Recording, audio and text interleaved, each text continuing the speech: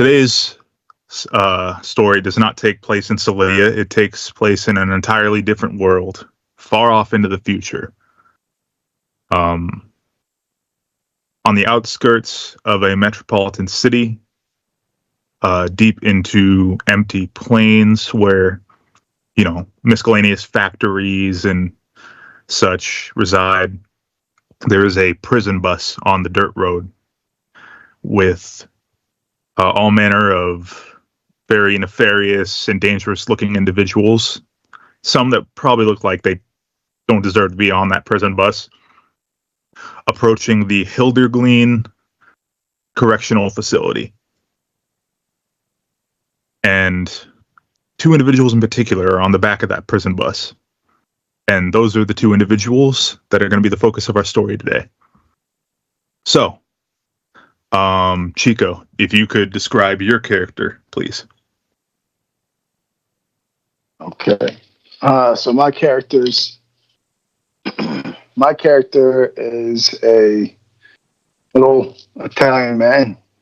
He's about 5'6", human, looks relatively greasy, but not too greasy. His name is Luciano Cavatappi.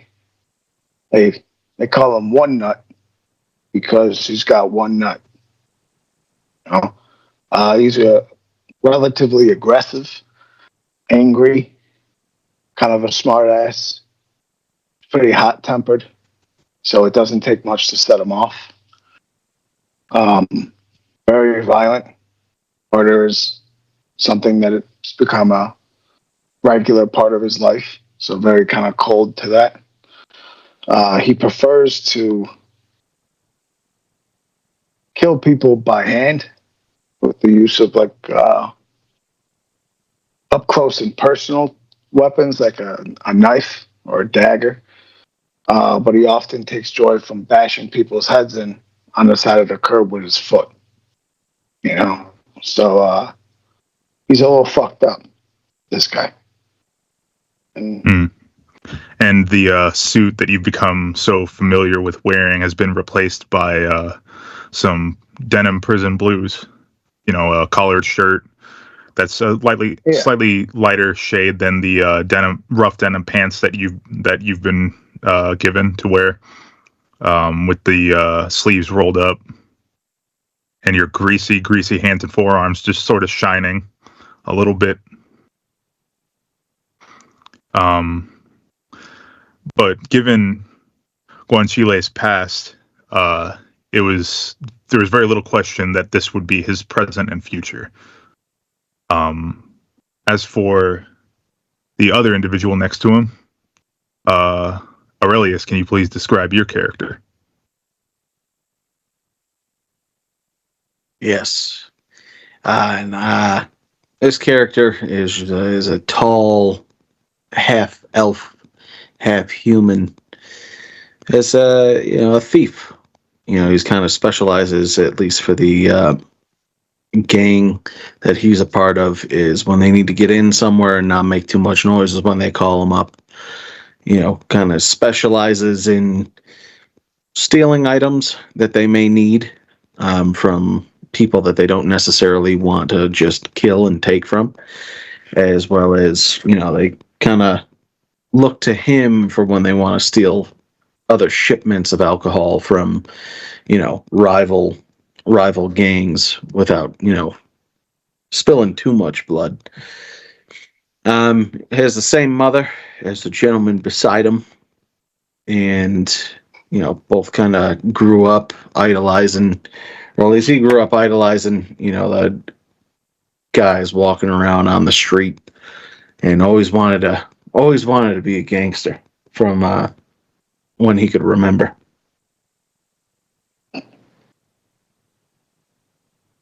As you two are kind of, so you're sitting next to each other, slightly getting rattled around every little bump and crease in the road that the prison bus runs over. It would be a quiet ride if the vehicle that you were all riding on wasn't about to fall apart at the seams. It's rickety and loud, and it shakes and slams with each divot in the road. But eventually, as the sun is setting, you're pulled up to the Hildergleen Correctional Facility, and it is the definition of concrete jungle. The fortresses of Yester era are definitely what inspired the architecture here. It's if medieval met brutalist in a very uncomfortable way. A fortress of concrete, reinforced steel, reinforced wood.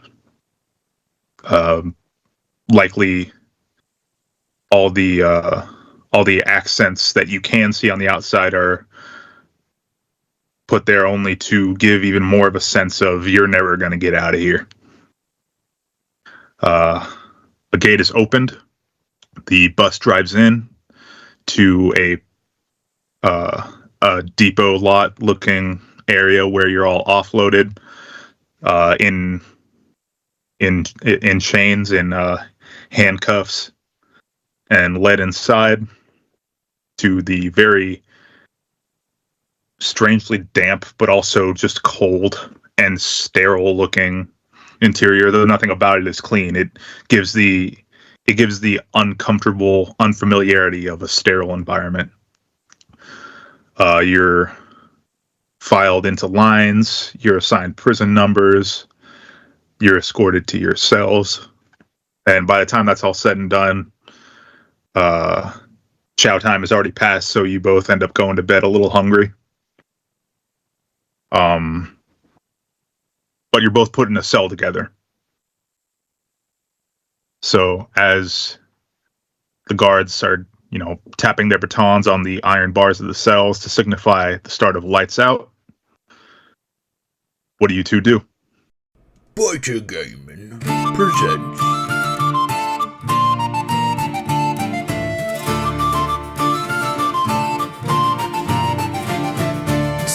Small tales, fables to tell. Small tales, tiny as hell. Small tales, short stories that end. Small tales with diminutive friends. From dragons and dungeons and tales of old, to chosen and Gentiles inheriting gold. From an evil enchantress reclaiming her ball, to a big ogre taking a shit on the wall. Small tales, tiny stories. Small tales, funny and tragic and goofy and gory. Small tales, small tales. I start crying. Kind of sort of like start softly at first. I start kind of getting louder. I'm just like, what the fuck are we doing here? I kind of turn over towards Lucius or Luciano, and I'm like, the fuck are we doing here, Luch?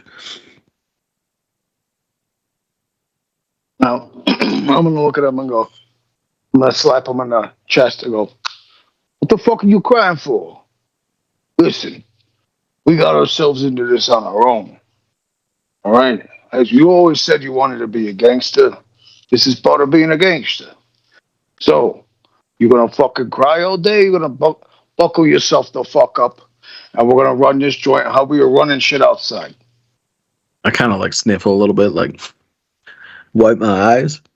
Yeah, you're right. I'm good. Good. What did Ma always say? Bonito bonado, bonado.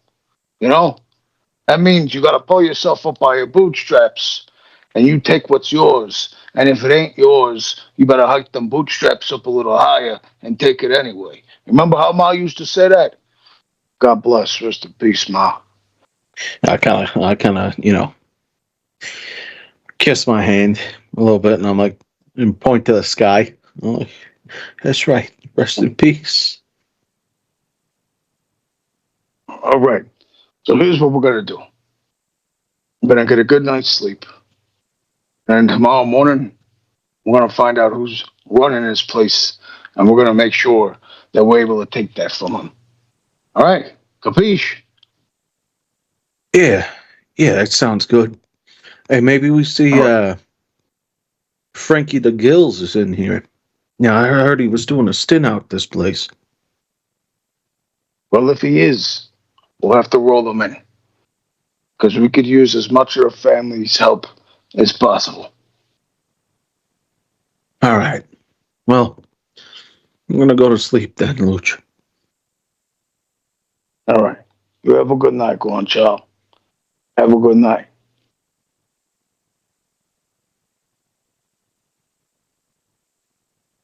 Lucio, Yeah, I guess we don't. as you lay back on that just old, worn down cot that has too much give to be comfortable. It's like a hammock, but worse. You two were caught running alcohol bootlegging. A lot of it enhanced with magic that is not to be sold to the public because it's reserved for the city orders and city councils. As magic has been segregated into social classes along with the prohibition of alcohol and alchemy. But as you feel sleep take you, one last thought runs through your mind. There's no way that they could have caught you, and it being a product of your own actions. You were too clean most of the time, kept everything off the books, down low, only trusted associates. Who ratted you out? And as that uncomfortable thought simmers at the back of your mind, you feel sleep take you. And you wake up to a loud clang, clang, clang of guards hammering on the cells, on the bars of the cells, and a large Goliath guard with a sleeveless guard uniform screams, "Morning, ladies! Get your asses out of bed into the mess hall. It's chow time." And all the cells open up in unison, all a little rickety as they're laden with rust and dirt. Probably some rat feces in the tracks. And every few cells, there's a guard standing by, making sure that everyone is up and out of their cells. You have about 10, maybe 20 seconds to get up, gather yourself, and head to the mess hall before they drag you there.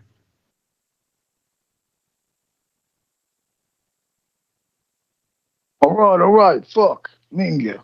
All right. We're coming. I'm gonna go ahead and get myself together and kind of slap Guanchale's leg to wake him up.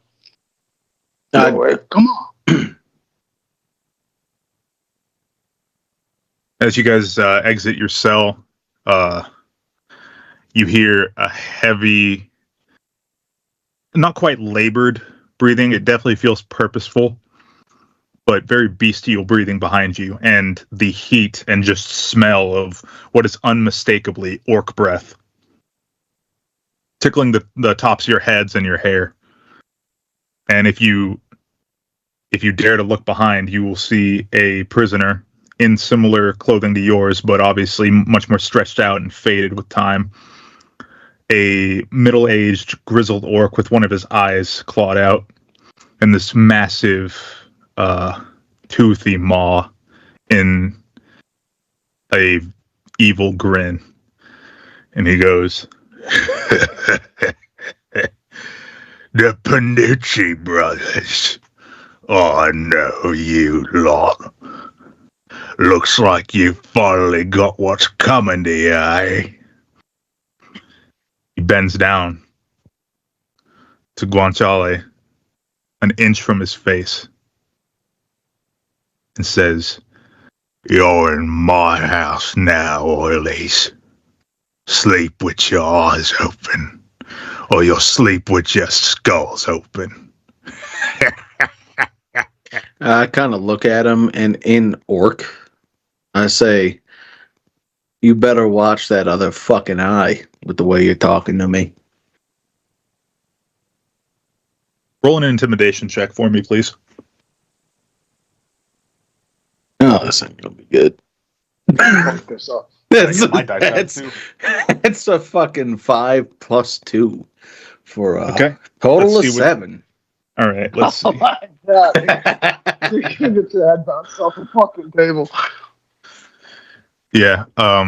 He will just kind of scowl in anger. And you know what? He's gonna try and headbutt you. Is there a saving throw I can make? I'm gonna roll here real quick. Does a 13 hit you? What are you going against? Armor class? Yeah. No. Okay. So he kind of rears back. Oh, wait a minute. Hold on. I wouldn't be wearing leather right now, right? No. You wouldn't be wearing any armor. Let me take that off. That's still a no. Oh, okay. Nice. I don't have any D4s in here. Okay. So, oh wait, it doesn't hit you. Okay.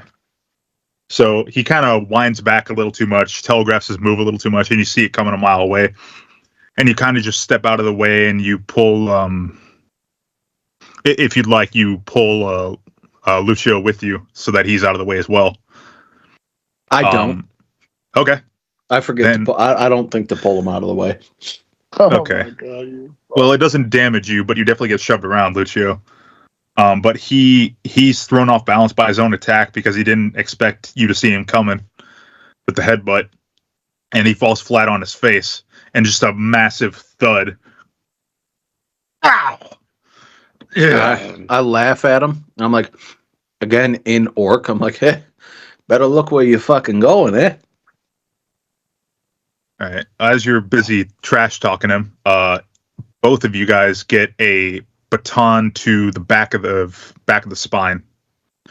And they get you, each under one of your arms and basically drag you to the mess hall and say, "All right, enough roughhousing. Get in there and eat your grub." And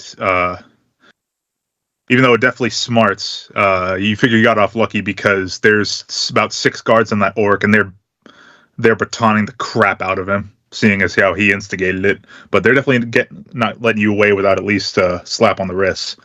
But eventually, you are unceremoniously dragged and shoved into the mess hall.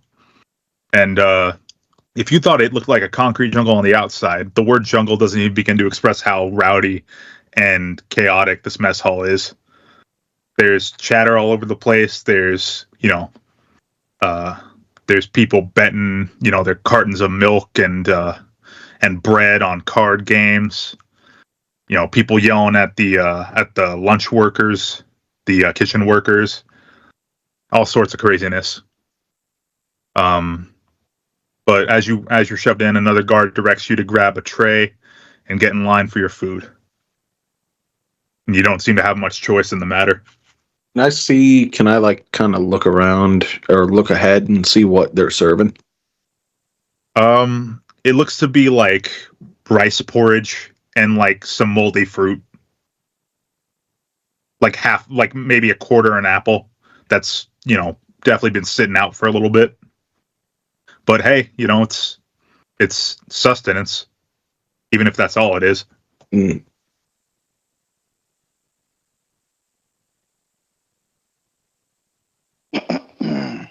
What are you, blind and stupid? Grab your tray and get in line. I'll pick up a tray and start walking. I'll grab one at the same time, but kind of like nudge Guanciale and go, Mingu, this fucking guy. I don't think he knows who the fuck he's talking to, but that's all right. Maybe we make friends in here with the guards, get some better food than this shit, and I kind of gesture towards whatever the fuck's in line. I don't see why that couldn't be part of the operation. As you guys are, jabbering back and forth, the line moves at a steady pace. It seems like at least the kitchen workers are efficient, even if they can't cook for shit. But you get a big old heaping sloppy ladle full of rice porridge on your plate, and they're kind enough to put some pepper on it for you. and just some random fruit cut into like thirds or quarters roughly, and a carton of milk that's somehow moist on the outside. Oh, yeah. I look at it and look back up at the kitchen worker. Yeah. It's Thanks. it's a very tall, lanky furbolg guy. He's got like, black hair with some streaks of pepper in there, or streaks of salt, I guess I should say. And a gross knotted beard that's tied in like a lazy knot. Kind of just look at him. I'm like, thanks. I appreciate the pepper. He just kind of makes a little grunt. He's not like angry, but he definitely don't want to talk to you. He kind of just has a neutral expression, like he doesn't want to be there. And then he just kind of motions his head for you to keep going. All right, I kind of move out of the way down the line.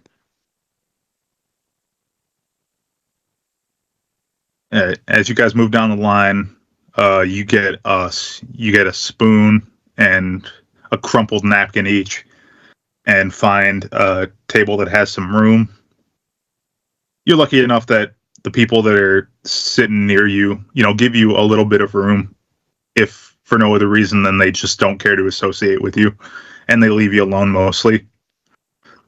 As you guys sit down to eat, the mess hall doors fling open, almost coming off their rickety hinges, and a massive figure, just with footsteps that shake the whole room, slowly walks in, having to like almost bend at the waist to get through the door until he uprights himself on the other side of it once he's in the mess hall.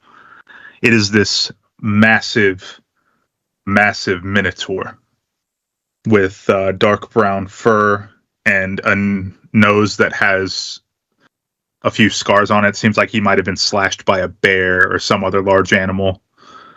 And eyes where the irises are blood red. I look at Luciano as we're sitting down. I'm like, "Hey, Luch, ain't it like the fucking talkies? You go over there and we beat his ass, and then ain't nobody looking at us in here." Luciano, I'd like you to roll a history check for me.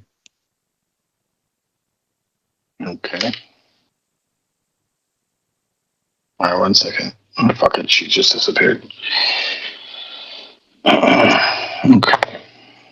Oh, fuck, it's a terrible roll. History, I think it's just a 7.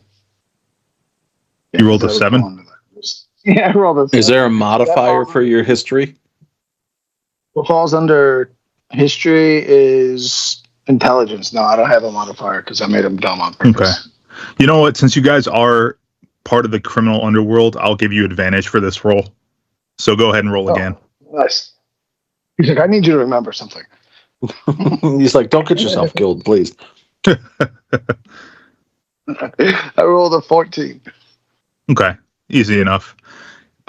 Luciano, you think about it for a second, then you get a good look at the guy and your eyes widen and your heart drops into your stomach in fear. That's Callius Reed. That is the infamous serial killer who roamed the city for years before he was finally arrested. And he is serving 17 life sentences plus 150 years. Because he has killed an innumerable amount of people, but the police suspect that it is over 200 in count, just judging by the similarities between missing people that they eventually found. You know that the only thing that's going to happen if you even look in this guy's direction is you are going to get a very painful death. Because notably, even some of the larger prisoners, as he's trudging through the line, they're just moving past him. They're just moving around him and giving him all the space he needs. And even the largest guys are seemingly cowering in fear at just his mere presence. Okay. I'm gonna lean in close to Guanchala and go, are you fucking kidding me? Go after this guy? Do you know who Well, this guy is? Do you know oh, who this fucking guy is? he looks like an That's asshole. That's what I'm saying. Yeah, he's an asshole, but he's fucking. That's Callius Reed. Remember that fucking serial killer that was in all the papers where they said they killed 200 plus people? You know that motherfucker took out a bunch of those fucking Polish motherfuckers way back in 26. Do you remember that? Polish. This, yeah, Polish. They got the things they're like raviolis, but they don't look just like a ravioli, and it's got like potatoes in it or something. Oh, yeah. Yeah. We used to get it down by the fucking dock. They'd sell with the onions from that Oh, fucking from dock. Pazitsky's pierogies. Yeah, I remember. Yeah, Oh, yeah. just 200 people. 200 fucking people. This All guy right. killed. You think we can He's make in here friends for. with them? We could. I think that'd be better than making enemies, don't you think? Probably wouldn't be a bad idea. So what the fuck are we supposed to do? Just sit around here and rot? You don't think we could get out of here early? As you guys are busy talking, you are interrupted by the sound of, as you look over, as you're shocked by the sound of Callius slamming his fist on the partition between where the food is served and where the food is received. As the furbolg that gave you guys your food earlier steps back in fear at this, but not before Callius's hand ignites in smolder and flame and grabs his head, and with one movement, no effort at all, crushes it between his hand. Holy And shit. he falls to the ground. His corpse falls to the ground, completely headless. And with that same bloody, gory hand, viscera and skull and eyeballs and all still in his palm, he reaches under the partition, scoops a handful of steaming hot slop porridge, and just kind of pours it onto his tray. And then slowly stomps over to a table that is now completely cleared, as the prisoners that were sitting there have suddenly decided they're completely content with eating their food standing up on the other side of the cafeteria. Jesus. And he sits down on the bench. It buckles beneath his weight, but just barely doesn't snap under his body. And just scooping fistfuls of the slop into his mouth as it's messily pouring down his chin and dripping back onto the table. Maybe he didn't get a milk jug. You think I should give him my milk jug? I think maybe you should I think maybe we should stick ourselves away from him for a little bit. All right. I never was really good at reading people. I'll defer to your judgment on this one. Let me do a little reconnaissance and see what this guy's all about. Clearly, he's got a temper. Hey, if we're going to break out, though, ain't that the guy you want on your side? I don't even think the gods will fuck with him. Exactly. I'm thinking we can help him. He could help us. We just got to find out what we can help him with. That's fair. So, that's why you were always a deal maker. listen, you do good too. Sometimes you just don't think first.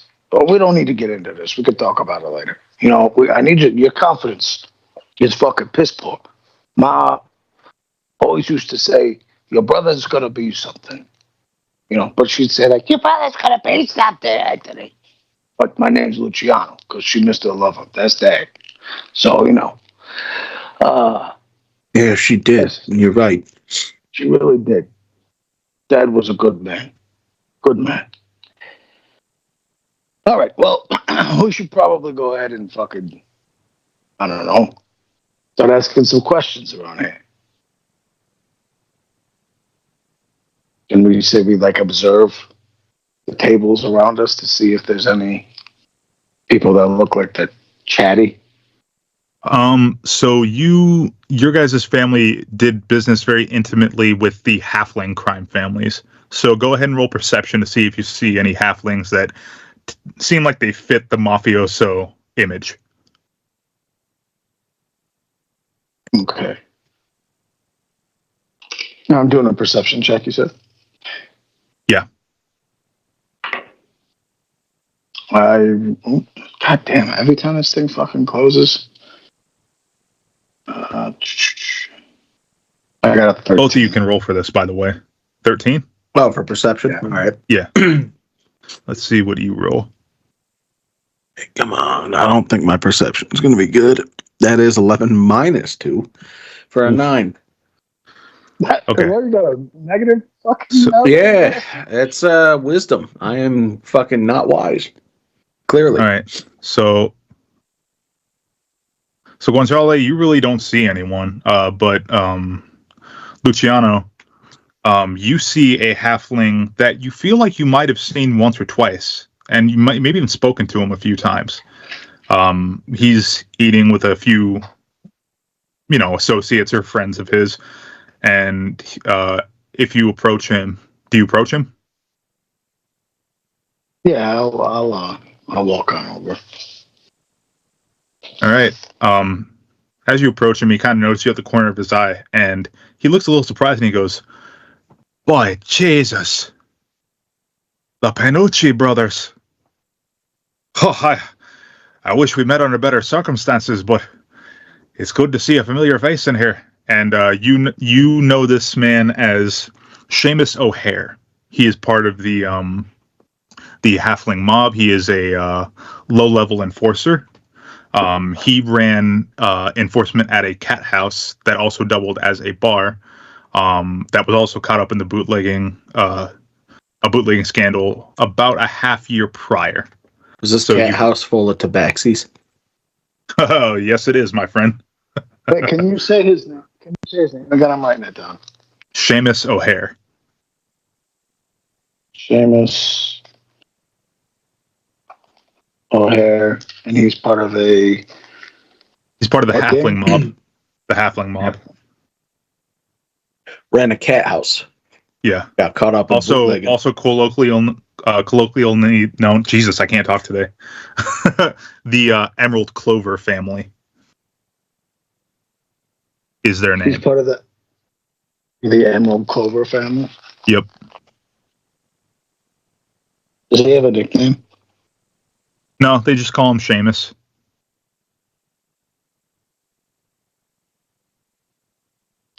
Okay, and he ran a cat house, which is I assume a whorehouse. He ran enforcement for a cat house, so he was like basically the head bouncer.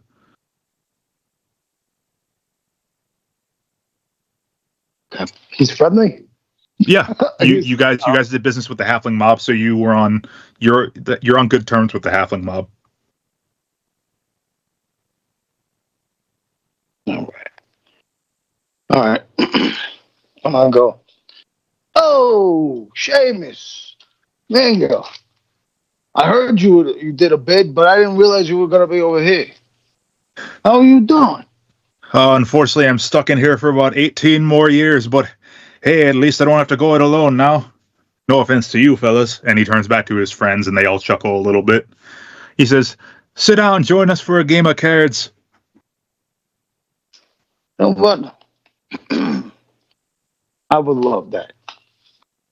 I'm gonna gesture like towards the other open chair that I'm not grabbing to sit down. For Guanciale to sit, and we'll both sit down. We'll go. So, how'd you end up in this fucking place that happened? Well, I heard about how you boys got taken. So, same as you, I suppose, they caught us bootlegging. Me and all me cousins. You and the cousins in here. The family's here too. Oh, they're not here, boyo. They're at another prison about 3 days down the road. They know not to keep us halflings together without the hell we can raise. That's fair. That's fair. He says as he deals you a couple cards. You end up with a 9 and an 8.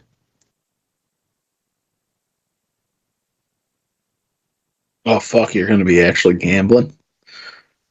I hope you know how to play poker. You guys aren't playing for anything. It's just a friendly game. Love it. You don't have anything to gamble. Talking about, I got my milk carton. Well, I mean, if you want to ante that. So we play it. I kind of look over at Seamus. So I almost slip back into Kieran. You should do it just to be an asshole. Look at him. He's so Seamus. No, I look at him. I'm like, So, Seamus, we make this friendly game a little bit more. Why don't we wager something on it? I got a milk jug I could put up. Huh. Gods above know I love getting me dairy in. Sure, I'll take that bet. And he sets his own milk carton down. I'll set my milk carton down in the middle. And what cards do I got? You have a 9 of clubs and an 8 of diamonds, so 17. 9 clubs, 8 of diamonds. Do me and Luch got the same? Luciano isn't playing. He didn't find anyone. Oh. He rolled too low. He's still looking. No, that's me. Didn't I roll too low, or what did he roll? No, wait, I rolled high. Yeah, I rolled low. Yeah. Oh, yeah. But Did I get the wrong? We both sat down at the table, though.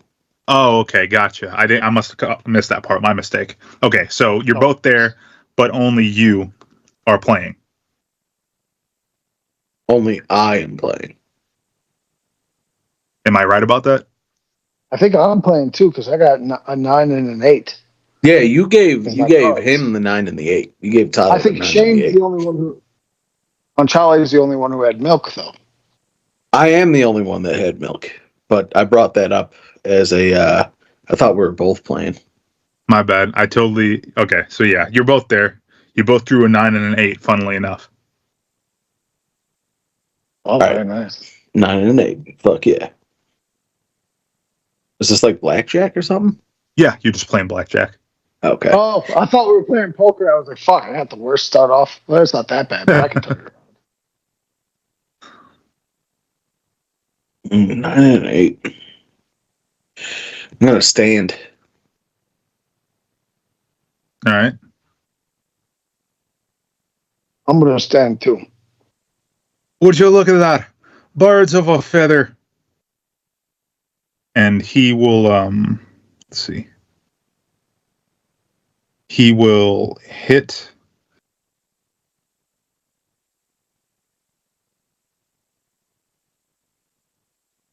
And he'll smirk and set down a 6, two 6s, sorry, a 5, and an ace.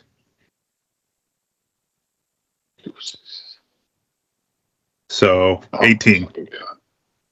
Gone. I lose my shit. No. I lose my shit and grab my spoon, stab him in the neck. That'd be fucking wild. Shut the fuck up. You fucking end the whole game in the first 12 minutes. Hey, you said you had somewhere to be. I look over at him. I'm like, oh, fuck, it looks like you beat us. Son of a bitch, here's my milk. Or you want to double it? And double it. What do I look like, a half giant? I can't drink 4 cartons of milk. You sure about that? Don't be a sore loser now, boys. Fork it over. All right, I'm gonna toss the milk carton to him, as if I were tossing chips. He'll catch it, crack it open, and basically just double fist pour both of them into his mouth. Yeah. No. Not only does he have a milk mustache, he has a milk goatee. Yeah. Does he it's literally together? Stone Cold. He doesn't slam together. He doesn't slam together, but he opens like the lid, like the peel lid, and just like with one Stone Cold style pours them both into his mouth. One milk. Two what? It's one milk. What? Two milks. What? 3 milks. Cold milk. What? Whole milk. What? What? I forgot I'm lactose intolerant. What? What? Shits himself. That hit the fucking spot. Say, Frankie McGills is in here. Is he really fucking in here? Frankie's That he is. Frankie the Gills. God damn it. I ain't seen that man in a long time. My understanding is he got busted for shoring off the books, skimming some off the top. So whatever business he was working for reported him to the Bureau of Income. And I guess he's doing a few years in here. Well, that does sound like Frankie. Does sound like Frankie. Piece of shit, those fucking guys, Bureau of Income. Back during the war, so they brought him in just so we could get through the war, bring in some taxes. They said it wasn't going to be a full-on thing, and now look at them. Kept it around. Can't trust the government for anything, can you? Goddamn right. Yeah, he's the stock clerk now. He orders all the little niceties that the kitchen doesn't like to use on us, but more than happy to give themselves on their lunch breaks. And he's the one who gets cigarettes in and out of here. No whiskey, though. Pity. But he's in the stock clerk room. If you want to pay him a visit, just follow the hall, out on the mess hall, and turn left instead of right where you came in. And it's the third door down. There's a guard in front, but he should let you in. Well, thanks for the information, Seamus. We'll have to go pay him a visit. I'm kind of fiending for a little bit of nicotine. Not a problem at all. But hey, if you could do me a favor. Yeah, anything for you. Ask good old Frankie to send a letter to his cousin on my behalf. Tell her I'm looking for suitable bachelorettes. Will do, but if he whoops my ass, I'm coming back to talk to you. Don't you worry. If I know Frankie, it's my arse he'll be kicking. But you can't blame a guy for trying, can you? That girl. We'll pass it along for you, Seamus. God damn it. we'll pass it along for you, Seamus. I got a fucking problem. Appreciate it. Stay safe in here, boys. We'll do what we can. As he says that, the announcement from the guard comes that chow is over. The guards definitely don't seem to bother telling Callius that he needs to leave. They're just going to let him take his meal at his own pace. Before he walks too far away, kind of lean into him and go, "Hey, before you go, real quick, what's the deal with this Callius cat? I know his background and all that, but he's one big motherfucker. He might be able to help us get out of this fucking joint. So, what kind of things does this guy need?" Don't be silly, boyo. A man like Callius is right at home in here. He can kill and injure without much of a punishment. The guards don't lift a finger to do anything about it. Every man's got a price. I'm sure Callius has something that we can leverage for some help. If there is a price. If there is a price that Callius will ask, I'm afraid neither of you are rich enough to afford it. And I'm not talking about money. All right. Well, if you hear anything, let us know. I'll keep my ear as close as I can without getting within earshot of him. But let me tell you, not even the Grim Reaper wants that bastard as a friend. Luckily, my name's not Grim. True. But if you fuck with old Callius, you'll meet him soon enough. And he walks out. Look over at Conchella and go, well, at least we know where Frankie is. Yeah, I mean, it's not a bad thing. I haven't seen him in a while. Be good to catch back up. Be nice. Well, at least we got a couple people in here that we got, some allies. Hey, it can't hurt to get things in from the outside either. No, I could use a fucking cigarette right now. Maybe there's something that we can do to help get whiskey flowing through here, and that might be our end. Oh, get old Seamus on our side, that's for sure. Yeah, and I'm sure a bunch of other motherfuckers be on our side, too. Well, let's go check on Frankie. Keep an ear out for things that we could help old Callius with. If that's a wise move. Maybe there's a couple other alternative measures we could take to get out of here that don't exactly include brute force. That sounds good to me. Gonna head towards Frankie. Also, Nick, just outside of character for the flavoring of this, I just kind of had this thought. So Yep. Frankie the Gills is going to be his nickname, is what people call him, Frankie the Gills. Now, everybody's an asshole when they give fucking names like this. So basically, he's just going to be a human, I would say. If you're cool with this, he's going to be a human, but he's got cuts on both sides of his neck, like scars that look like gills. So everybody calls him Frankie the Gills, and he doesn't really like it. All right. I'm down with that.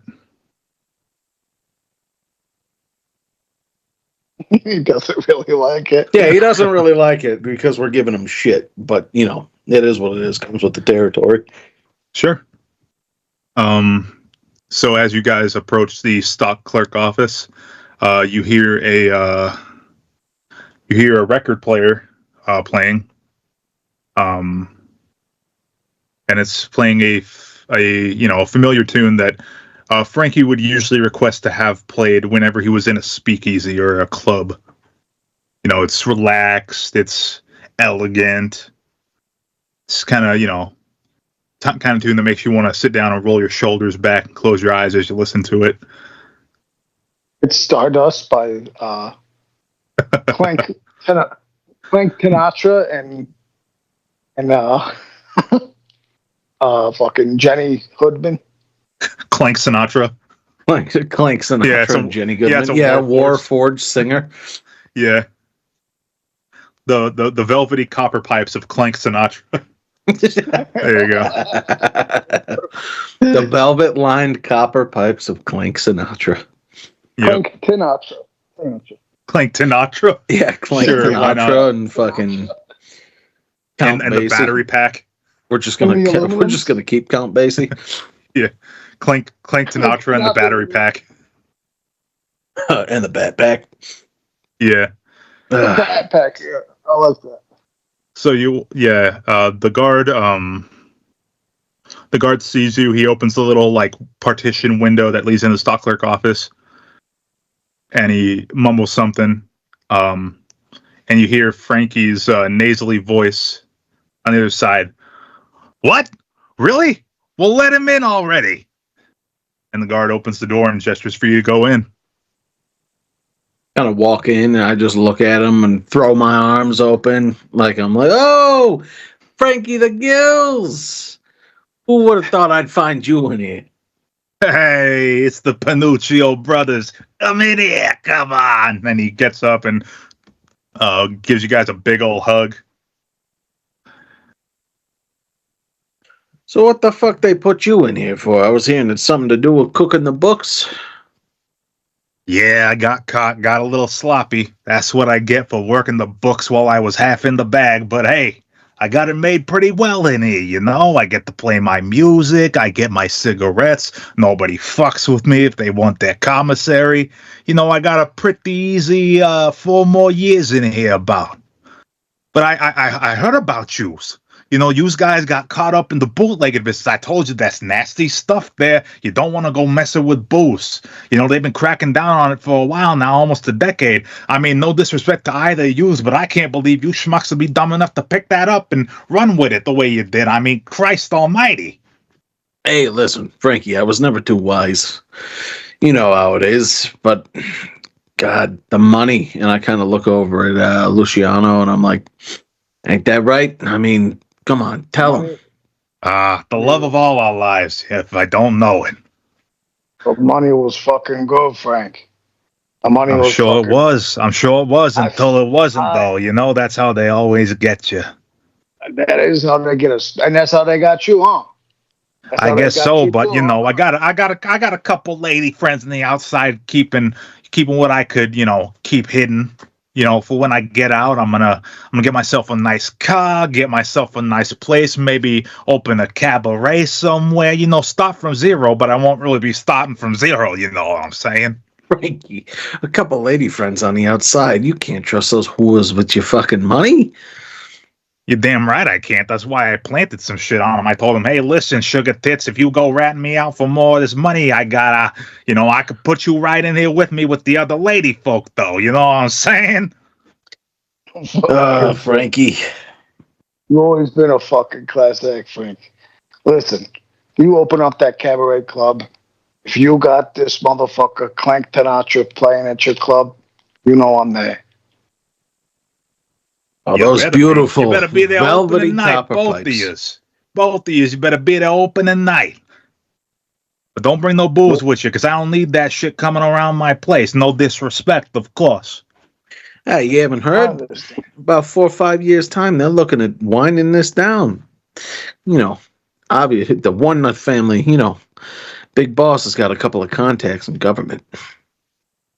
Well, that's good to hear, but hey, if you want to take it from an industry veteran, don't hold your breath. The big guys up top, they have a way of, stretching the truth and not being as thorough in their lies as the rest of us. You know what I'm saying?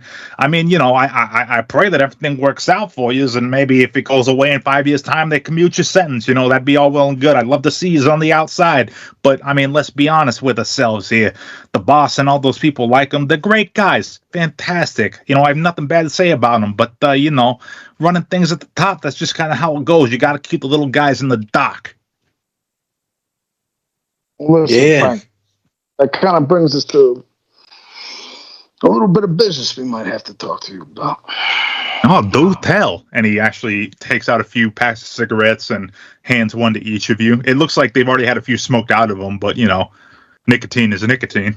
Hey, I fucking nod my head kind of down to him. Thanks, Frank. Yeah, don't mention it. this. Don't mention it. So, what's this business proposition you got for me? Let me hear it. So you mentioned commuting our sentence 4 or 5 years, maybe if they overturn the law. Maybe, We were who thinking- knows, We were thinking maybe with your help, we might be able to commute our own sentence. You know what I mean?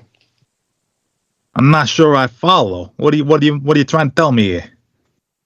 Come on, Frank, busting out of this joint. That's what we're talking about.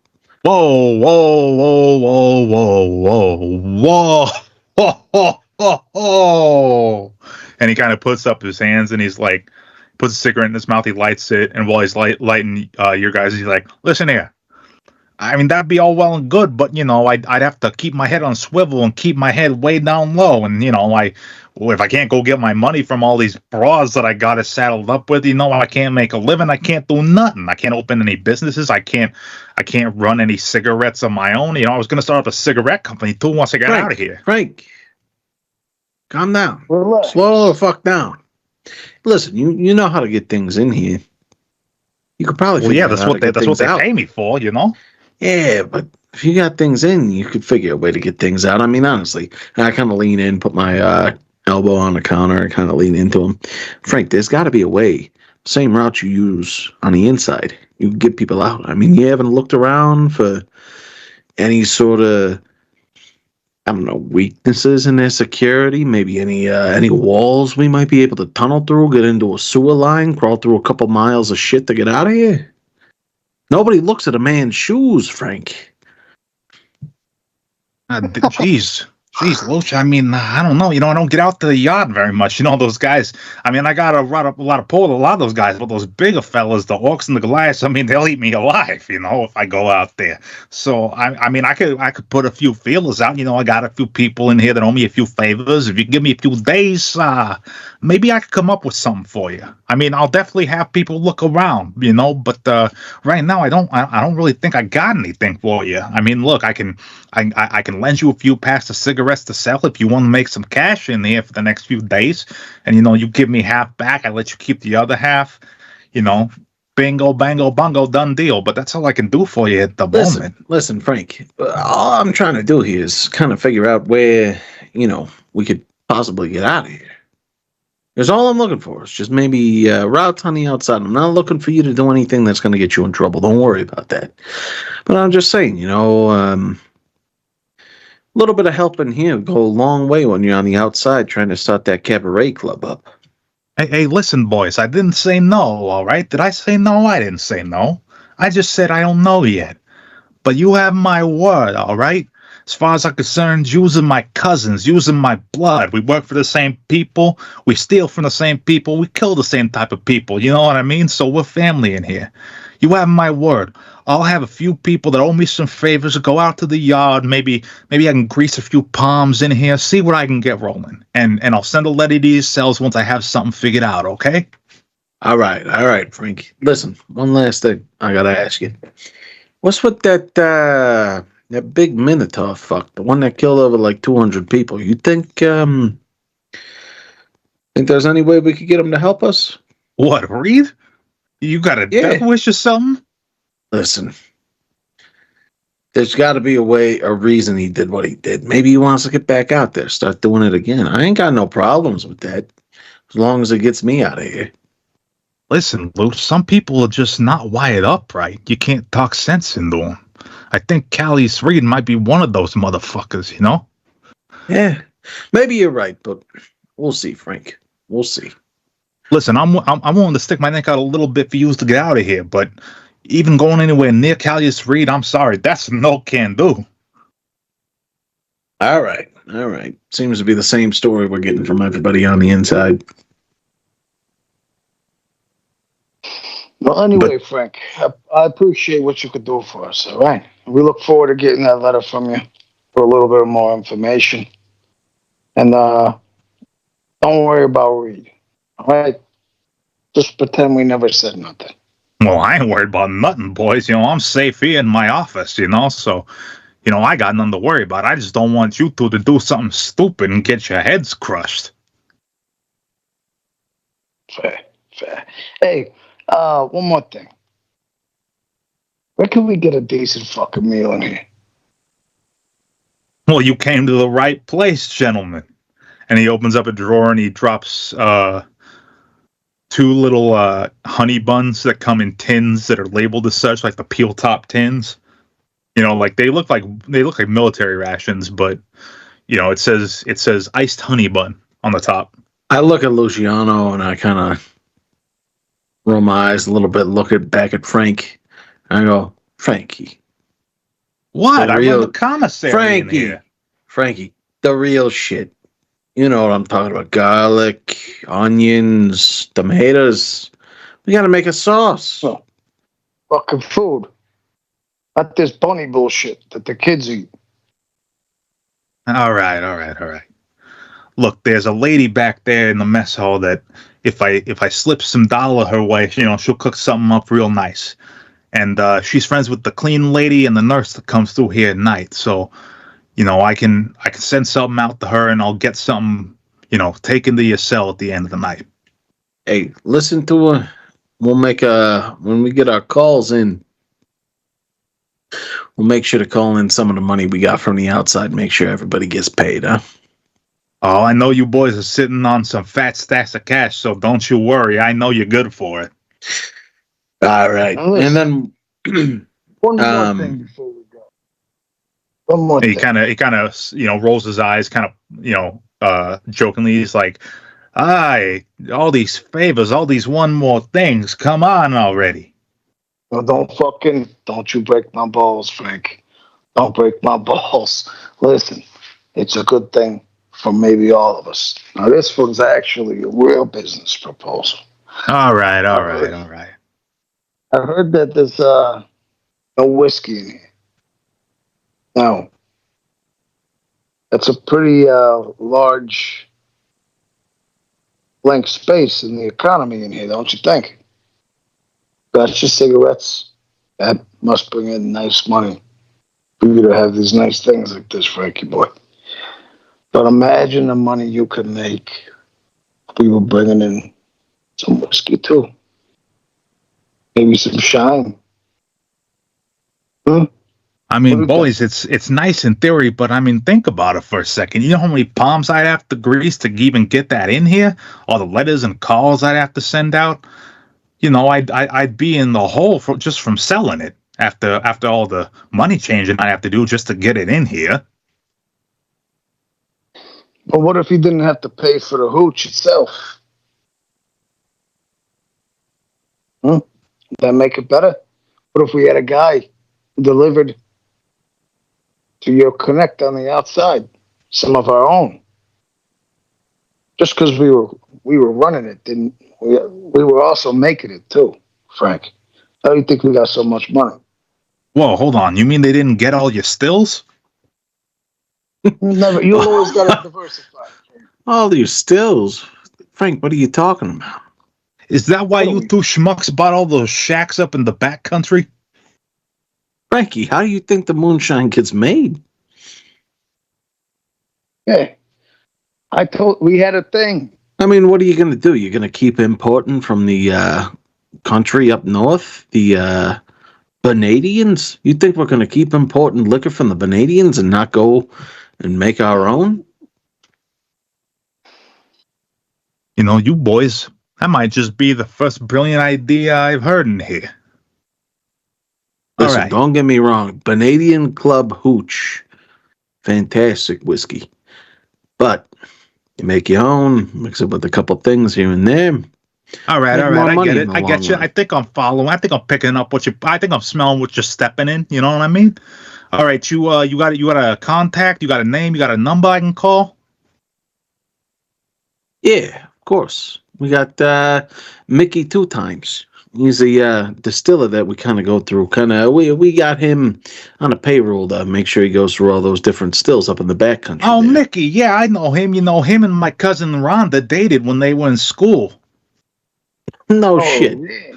No Yeah, shit. You know, it's a small world, huh? Small world. I hope Mickey didn't do it too wrong. I think I still have his number, or at least his mom's number somewhere around here. I'll give him a call.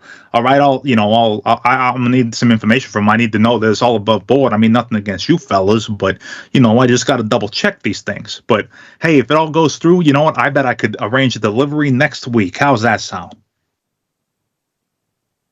Don't sound too bad. All right, and Sounds hey, you know what? If we can do that, we can consider you square for the food I'm going to send to you this evening, all right? All right. That sounds good, It Frank. sounds like. All right, so what, we going to split it 60-40, 70-30? What's the split here? I mean, you guys did a lot of the heavy lifting out there, but in here, I got to do a lot of the heavy lifting to Hey. make shit happen. Frankie, I understand. 60-40 sounds good to me. Ain't that right, Luch? 60-40 sounds good. 60-40 it is. All right, put it there, fellas, and he stands up and extends his hands. I go and shake his hand. Yeah, me too. I'll shake right after what Charlie does. All right, there you go. He Attaboys. notices All a thin layer of grease on the hand after Yeah. I shake it. And of course, Yeah, it's too, a kiss on each cheek. You know.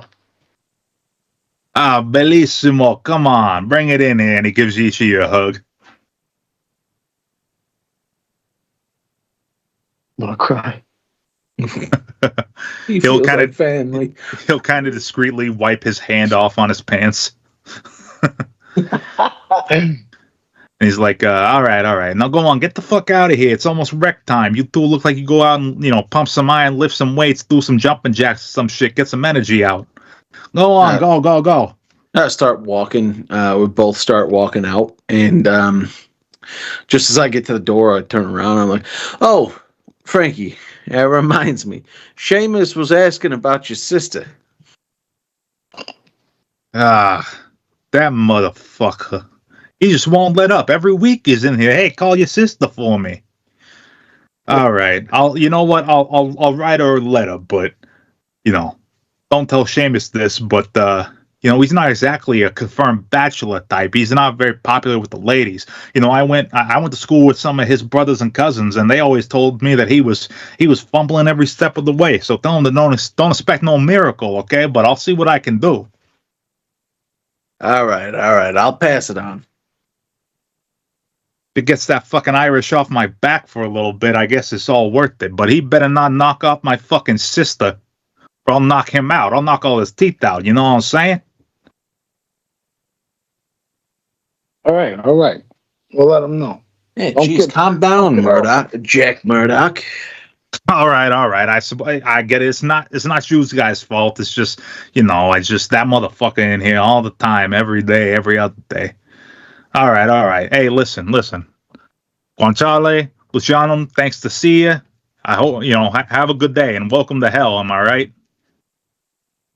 Yeah, well, you ain't wrong. All right, go on, get out of here. Yeah, we're gonna walk. We're gonna leave. Yeah, we're gonna. All right. Yeah, we'll leave. The the rest of the day goes without much issue. You guys don't run into any trouble on the yard. We run into Reed. Oh Hey, my buddy, you want to be friend? You want to be friend, buddy? You want to suck cock? He suck his cock to get him out. To get his help. He breaks both of our teeth out and fucking. Oh my god. His cock. All right. Anyway, you guys managed to, keep your head on right and keep a low profile. You have faith that Frankie will make shit happen in due time. When you guys get back to your cell, at the end of the day, you guys are, sitting in your cell talking for a few hours until lights out. Right before lights out, a lady with like a laundry cart comes by and discreetly slides some 2 little packages of like tin foil into the cell. Fuck yeah. We take it, and then all of a sudden, somewhere across the sea starts playing. She's like,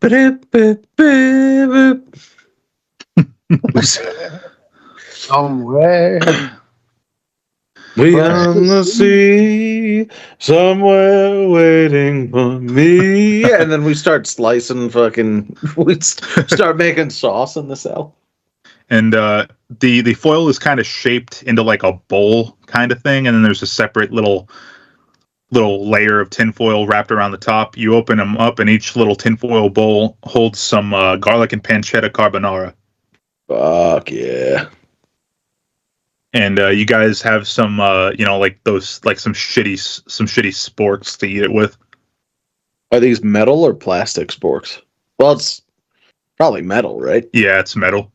Hell yeah! I'm gonna keep it after I eat my meal. All right. Me too. These could do some nice little damage and help us in our cause here. Yeah, it's true, but I mean, maybe we could also use this, and this wall looks like it's crumbling a little bit. Maybe we dig through there. If there's a sewer system, we crawl through it for a couple miles. We go down south of the border.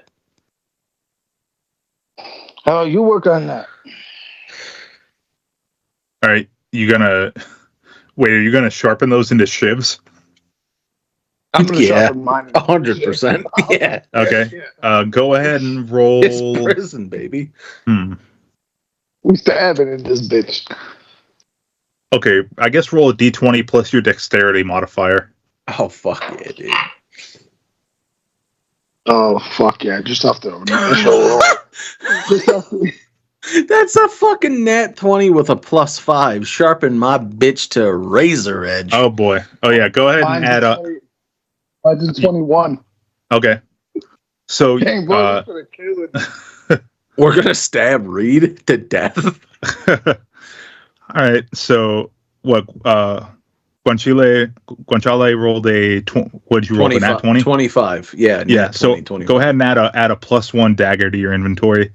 Fuck yeah, dude. And Luciano, just go ahead and add a normal dagger to your inventory. Alright, I think I already have a dagger in my inventory, awkwardly. Okay. I already did 2, but if it's going to be a +1 dagger, fuck yeah, we'll equip that bitch and equip this other fucking shit one. Okay, 1d4 +5. Bet. Fuck yeah, 1d4 +6. Let's go, baby. All right. So, and I got mastery. In about 6 hours straight of just sharpening it on the floor of the cell, you guys managed to get your forks razor sharp. And then by then, you're too tired to stay up. So after you manage to get them all sharpened up, you lay in bed and fall asleep. However, you are rudely awakened by a guard each yanking you up and pulling you out of your cells and dragging you to the warden's office. Hey, oh, what the fuck? Hey, what? Get your fucking hands off of me, you motherfucking Gun. They don't respond. They just keep dragging you. And these are big guards too. They're each Goliaths. I'm like, Dad. fucking. Dad, are you I'm back? fucking coming. Dad, are you back? Yeah, I yell that out as I kind of like shake awake. What the fuck's going on? As you're just barely kind of shaken awake to your senses, you guys get tossed like just front first into the warden's office, and there at the desk, standing with his hands, his hands in kind of like a pyramid, is the owner of the prison, the head warden. Holy shit! And it is an old elven man, Ryler Hildergleam. And this man is, if Rotten had a name face, the same as the fucking name of the prison? Yep. I bet he owns this cocksucker. He's the owner and the warden. It's Warden Norton. He wants us to cook the books. It's Norton Hildergleam? And Ryler Hildergleam. I said the whole thing wrong. It's just gonna be like Shawshank Redemption. He wants us to cook his books. So yeah, if like the living embodiment of the word rotten had a face, it would be this guy's face. Liver spots and wrinkles and rough acne scars from like eras long past adorn his face. A tiny, just barely there wisp of gray gnarled hair sits atop his head. I look over to thin wisps of like a chin beard. Look over to Luch and like kind of whisper out the side of my fucking neck. I'm like, Jesus Christ, this guy looks like a fucking pumpkin 3 weeks after Halloween. Yeah, tell me. It has come to my attention that you two have already started mischief in my correctional facility your first day here. This fucking Harry Potter. Mischief? Jesus Christ. The fuck? I was thinking the same thing. Yes, mischief. You two devious miscreants are planning on smuggling alcohol into my prison. Well, fuck said anything about alcohol? A mutual associate of ours seems to have given up the ghost. Under my breath. God damn it, Frankie. But fret not. I am a benevolent ruler, and I shall give you both one chance to not only be forgiven for this transgression, but I am prepared, under the correct circumstances, to commute your sentence immediately. Commute? Now, how would we go about doing that? You see, I am a man of very esteemed pleasures, and I enjoy watching people fight. Oh. It might surprise you, but I am no stranger to barbarism. I served in the 2nd, 3rd, 4th, and 5th Mage War. I have killed more men than have entered and exited this prison in one lifetime. But alas, I am old, and I can no longer fight. But I enjoy hearing the squeals of regret and mercy pouring from the mouths of bleeding little piglets as they writhe on the ground, wishing for one last breath. And there is one prisoner in this facility who is not only adept, but exceptional at doing just that. So you do like watching other people participate in things that you can't do anymore. Wow. It's very noble. Very funny and droll. Are you prepared to undertake this task of being today's entertainment in a pit of death? Well, I suppose I'd be remiss, Your Honor, from asking who exactly do you propose we fight? Who do you think? I would think that giant-ass Reed fella, but I don't know who you got in your mind. You are correct, sir. How Oh, fuck. astute. Don't you think maybe we aren't there like entry level fights where you know I do not maybe we think I need don't to go remind against you somebody two like that I right away? am the one. I do not think I need to remind you two that I am the one that makes decisions around here. So let me speak plainly, You either accept this fight for a minuscule chance at your freedom, or you will die right here, right now. There is no alternative. So no hole. Nothing else. You must choose now. My patience already grows thin. It is 2 against 1, right? And worry not, I will not send you into the belly of the beast completely unarmed. 2 guards will escort you and Mr. Reed to the yard, on opposite ends of the yard, and upon doing so, let me finish speaking, young one. Insolent fool. Upon arriving at the yard, you will receive the weapons that was confiscated off your person when you were arrested. Ammunition and all. However, if you take this fleeting chance at freedom to fire any rounds into the crowd or in my direction, my guards have been ordered to immediately execute you and let Mr. Reed have his way with your corpses in whatever way he sees fit. I imagine he would be picking his teeth with your femurs.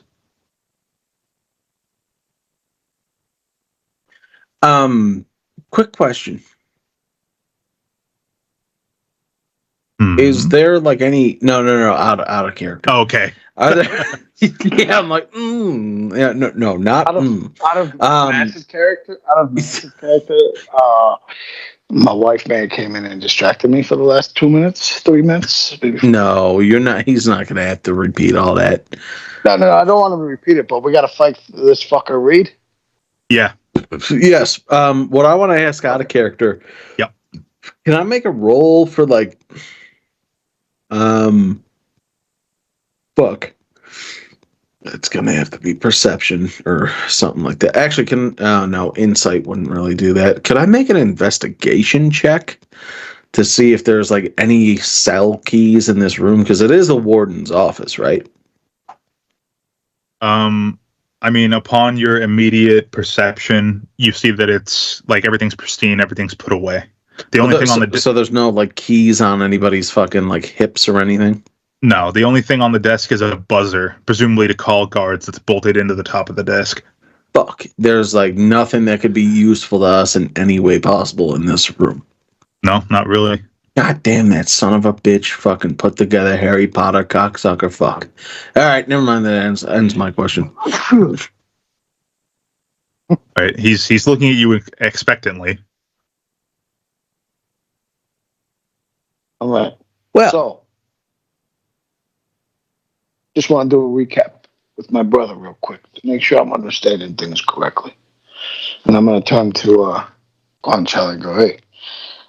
So, I was kind of, for a little bit there, zoning out at how fucking disgusting this guy looks. So I missed a couple of things. yeah, he's a fucking. And mind you, this entire conversation is at an audible level that he could clearly hear. Yeah, he's like scowling at you. I mean, he fucking looks disgusting. Honestly, I mean, look at those fucking liver spots. You'd think it'd be cirrhosis if alcohol wasn't outlawed. But his finger starts to hover over the buzzer. anyways. All right, so what do we got to do here? So basically, Reed, the Minotaur fuck that killed like 200 Czechoslovakians. Yeah, Czechoslovakians, yeah. Yeah, so basically, we got to fight him. However... No, I heard he was an interior decorator. Yeah, I did hear that as well.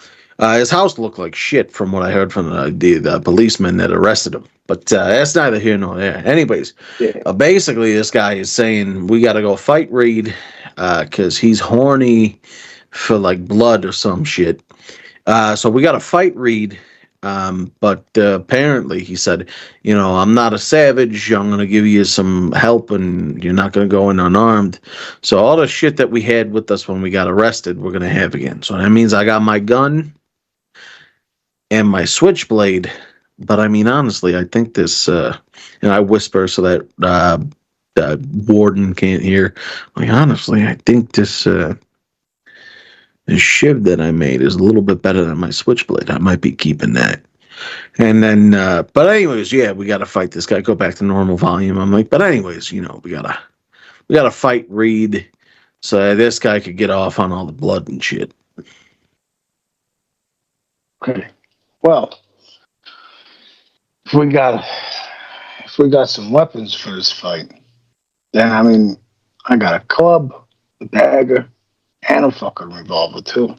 And we're getting our the armor we got caught up on. You will get it's a everything good that was question. on your person when you were first arrested. So Oh. yes. Hey. This is a private conversation. Come on. Don't be fucking rude. He just raises an eyebrow and sneers and says, "Please make your decision now." I turn around to him. Okay. All right. Listen, Splendid. And listen, Summer Squash, we'll do it. he hits the buzzer, and 2 guards come in, and they a little more gently escort you out to the yard. As you guys are being escorted to the yard, the speakers throughout the prison activate, and Hildergleen's voice comes over the intercom. He says, "Attention all prison personnel and inhabitants. This is Warden Ryla Hildergleen. Please proceed to the yard for an exhibition."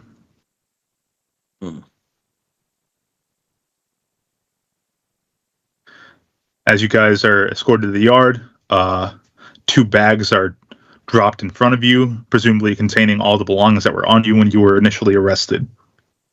And then the guards go behind the, fence that separates from the outer layer of the yard to the inner layer, where all the prisoners are a layer behind that, and they're all cheering.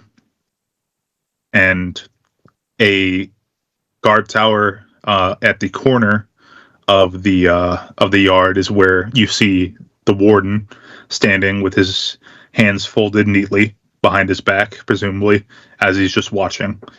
And on the other end of the yard, from the north end of the prison, the doors fling open, and the demon incarnate himself, Callius Reed, emerges. However, you see that you are not the only 2 that are armed, because on his back he has a great sword and a great axe. Oh, fuck. That's not good. It's fucking not. I thought we were gonna be fucking armed. Nobody said nothing about this guy. Fuck, we didn't ask the right questions. Yeah, it was either instant death or slightly prolonged death. Go ahead and roll initiative for me, fellas. Fucking, you got no classes, fucking kid. Ba ba ba ba ba. Oh, that's fucking shit. What the fuck is that? Initiative. Am I just giving you a number? Whatever I rolled. Yep. Plus your initiative modifier. Alright, let me see what that is. You should. I don't even. It should be on there. Go to abilities, saves, and senses. I see. Yeah, and press It should be initiative. So mine's going to be a 14. Okay. Ow.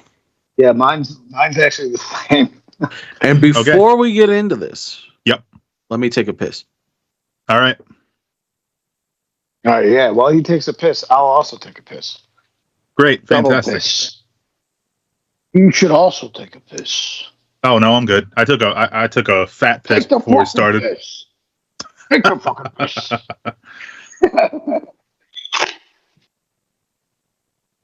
While these 2 are off, each taking a piss, please go follow at B.A.T.R Gaming 1 on Twitter, as well as B.A.T.R_Slacker, B.A.T.R_Mydorth, and B.A.T.R_Headroom. We post some funny stuff on there. Sometimes it's us ranting about the world and what's gone wrong or right in it. Sometimes it's, wholesome stuff. Sometimes it's just random thoughts on things. Please go check that out. And also, if you haven't already, please subscribe to B.A.T.R Gaming. And Corey.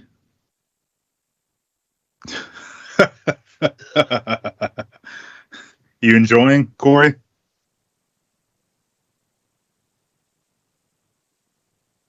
Oh, what you had to do was just fucking stroke your cock while listening to us fucking play, you sick fuck. Ugh, I just fucking pissed real good and now I'm about to eat an apple. Mm. All right. Is Tyler back yet? No, he's going to take a 45-minute piss. Jeez, does he have a weak stream or something? What's going on? He's got kidney stones. Oh my god, these apples are so good.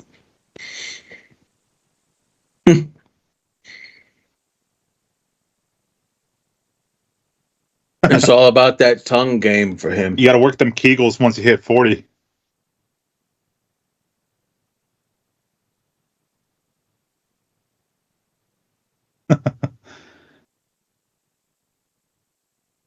Oh, fuck. Yeah, I don't have that problem. I can shotgun piss basically. Oh, so Corey, I hope you don't fucking have to use my audio because there might be some sounds from when I was muted, like bags rustling and food being eaten. Bags rustling, boneless wings being eaten. Yeah. All right. Go ahead. All right. So, Callius Reed is going to go first. As you guys are kind of cordoned off to a small sort of enclosure, that's it's basically like more or less a squared circle ring, just not quite as like exact or refined in the middle of the yard.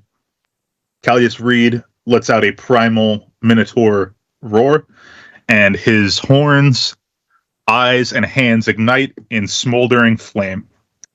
And he will charge at you with a horn attack at both of you. Shit. That is. Is there any way I can dodge this? Yeah, how far away is this fucking guy? You guys are like You said he was you guys are basically in a UFC ring. Think about it. So that how size. big is that, though? I don't watch sports. Like 15 feet. Okay. Yeah, so well within all of our movement speed. Yep. Yeah. Okay. So does a 15 hit either of you? We're wearing our armor, right? Yeah. I get. You guys would have had time to equip all your weapons and armor before we started. So no, in my case, it does not. Okay. How do I check to know if something hits me or not? Armor class. Look at your armor class, your AC. Okay, I have a 14. Okay, so that will hit you. Fuck. That would be Makes sense. Luciano that hits. Yeah. Okay. So you take. Oh, I got to get a D6 for this. Wait a minute. Am I supposed to put the? Hold on, I might be retarded. Did you not put your armor on? No. My bad, dog. It doesn't hit me. Sorry. Okay. I didn't know how this thing worked. No problem. Why these little boxes? It's good. Okay, so you guys kind of flounder out of the way. He turns around and steam pours from his nostrils as he snarls in anger, and he will redirect his anger towards you, Luciano, and he is going to take an attack with his Berserker Great Axe. Oh, well, that's a natural one on my end. So he winds up way too much, and you just kind of like barely sidestep it. It is now your guys' turn. You guys can attack together or one at a time. What do you do? Should we attack together? I mean, what do you fucking got? So I will say, I've got mechanically, if you guys want to attack together for one of your shared attacks, I will give you advantage because it's considered helping. That's the way that I'm ruling it. okay. All right.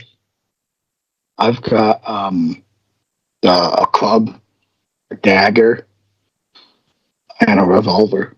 And I guess maybe is a war pick like a stabby little thing? Could we say that? Think of a pickaxe, but like for war. Oh, It's like a one-sided pickaxe. It's like so a it's swingy, just a pick. stabby object.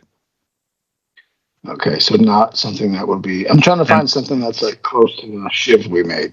No worries. This is a good time to start practicing the time limits on our I attacks. mean, you have a shiv. I will give you guys 30 seconds. Oh, fair. Thank you, All because right. if Corey's still here, 10 seconds seems like too little. You fucking piece of shit. Over your turns, I will start whittling it down until we can get to 10 seconds, but I'll start out with 30. Okay, cool.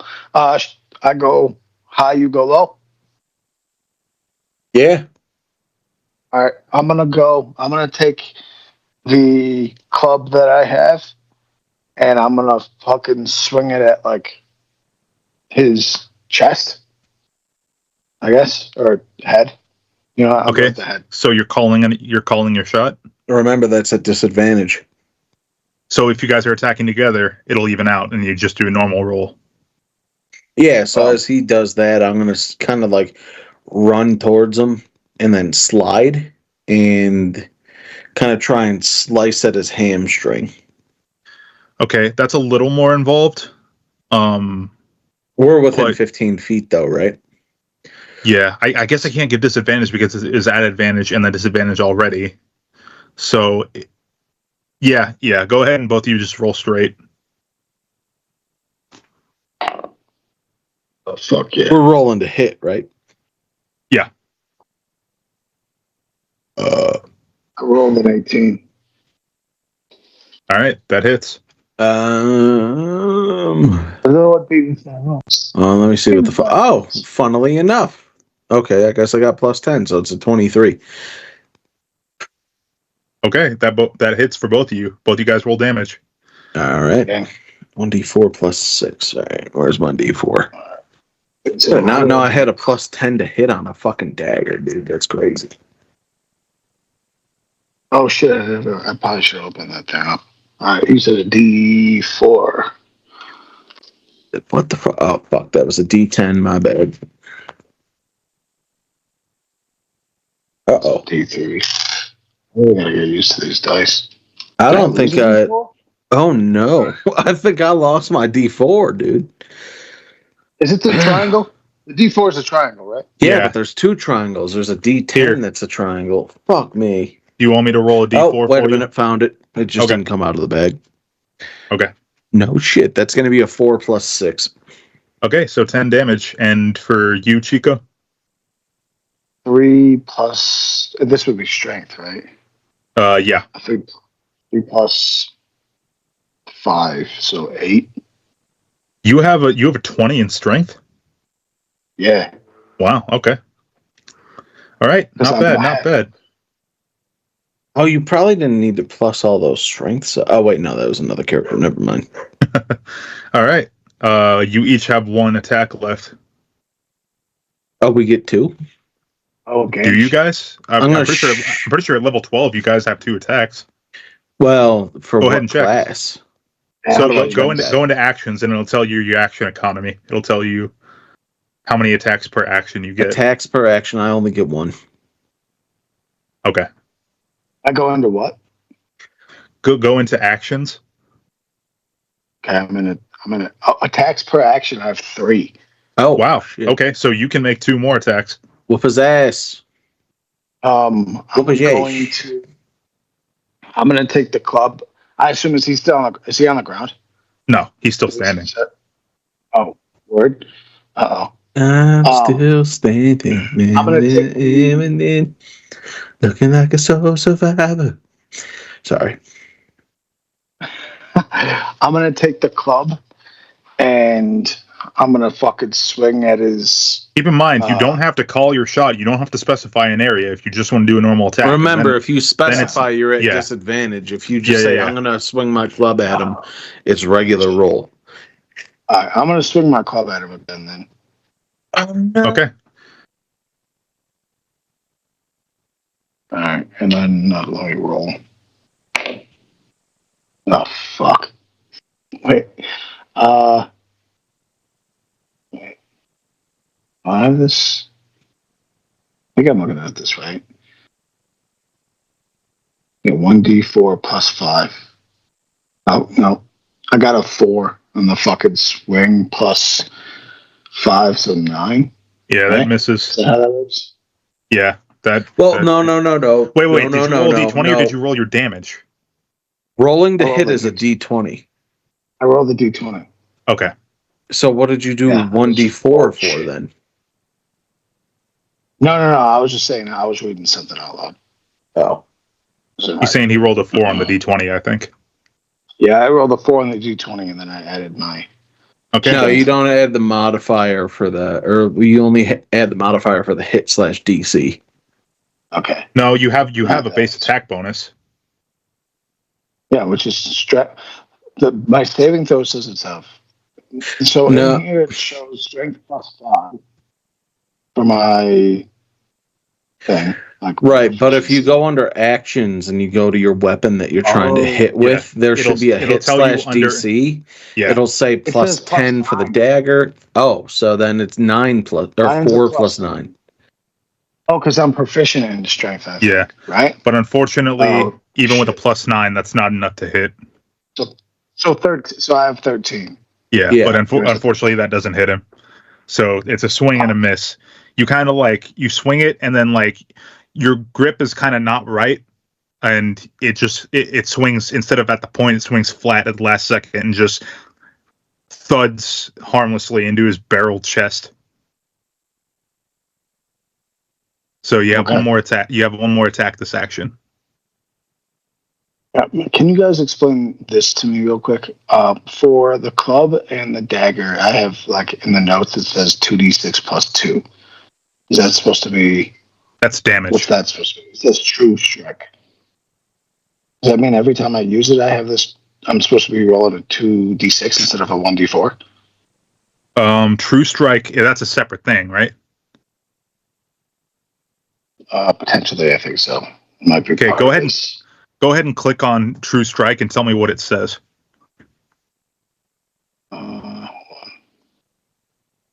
Sorry for this, guys. I don't know. Right. I just trying to figure out what Piece of shit. Yeah, pretty much. All right. A magic. It says True Strike, Magic, Initiate, Wizard. The damage can be radiant damage or the weapon's normal damage type. So I think I might have to do some other shit. Yeah, I think that's with the spell. Okay. I don't think I'll be making any of those. Okay. Quick question. We also have bonus actions too, right? Yeah, bonus action could be used to switch weapons and stuff. Cool. And well, I got a bonus action that's actually something else. So okay, we can come back. We can come back to you after him. So I'm going to take my dagger this time, and so you use your bonus action to switch to your dagger. Oh, I should probably just use it to attack again instead of switching to a fucking dagger. You guys don't have any potions on you, so the only thing that you can use a bonus action for is for switching weapons, and that doesn't dig into your main action economy. So you could still make an attack if you switch weapons. Oh, okay. So I guess I'll use a bonus action to switch to a dagger, and then I'll try to stab him in the neck region, upper chest. Yeah. Go ahead. That's a called shot though, so roll at disadvantage. Okay. Yeah, you got to stop calling them fucking shots. What you don't want to. All right, so 15 plus 9, so 24. Wow. Yeah, that hits. Go ahead and roll damage. Thank Christ. All right. But this will not be shit. Oh, fuck yeah, dog. 9 damage. All right. Not bad. So since that is a called shot, you kind of get him in the upper pectoral muscle between the pec and the armpit. So I'm going to say the next attack he makes with a sword, like the next swinging attack he makes, is going to be a disadvantage because you hit that called shot. However, Sweet. before we move on to his turn, Shane, you have a bonus action that you want to use, right? Yeah, I would like to telekinetically shove him if possible. Okay. Is there a DC that he has to make for that? Yeah, so he has to succeed a strength saving throw. So DC 8 plus my proficiency bonus, plus the ability modifier of the score increased by. Well, Jesus fucking Christ, what does that even mean? I think you can fucking just. Christ. I think you can just click on it and it'll tell you the score, right? Or hit DC 15. okay, so yeah, I think it's a 15 strength. okay, let's see what he rolls. That is a 13 plus 11. Wait, was it a saving throw or just a strength check? Saving throw, right? So it says DC 8 plus my proficiency bonus plus the ability modifier of the score increased by this feat. What does that mean? No. Does he have to make a saving throw or just a skill check? Yeah. The target must succeed on a strength saving throw. Okay, yeah. So that's plus 11. So he rolled a 24. So unfortunately, or he's moved 5 feet away from you. If it takes, so if he fails, all right. So he failed. Yeah. No, I passed. Or he passed. Fuck, that's what I meant. So you fail, he passes. So unfortunately, it doesn't take. It's basically you use kind of your psionic strength to try and push him, but it's like your psyche hitting a brick wall. You just can't. It's unexpected, and you just can't push the beef. So where's the beef? Right here. So it is now his turn. He is going to funnel both of his attacks into you, Luciano, and he's going to 2 times cast Burning Hands in your direction. And that is an instantaneous auto hit, I believe. So I need you Luciano, to make a dexterity saving throw. Okay. Do you roll a d20 for those? No, so remember, saving throws, though, have different modifiers from just regular dexterity. So that little square on the main page that says saving throws, you do the dexterity out of that. Yeah, so roll a d20 and then add the saving throw score. Sure. Fuck. 15. Plus anything? Yeah, it's 15 with the dexterity saving throw. Okay. So thankfully that passes. So you're only going to take half damage. So let me roll 6d6 here. Excuse me, 66? Yep. Yep. Bitch. Because he funneled both attacks at once. How the fuck you trying to kill us already? This is only an hour and a half. It's been 30 minutes. It's been way more than 30 minutes, dog. It's 5:30. I've been drinking. So you will take 16 points of fire damage. Damn. So I got one fucking... Wait a minute. So what do I take off? You take off points? Yeah, you take off 16 points from your health. Okay, how do I... Am I able to put that on a sheet? So... Oh, there it is. Yeah. Okay, gotcha. Cool, I'm still alive. Really alive. All right. And let me check his bonus actions.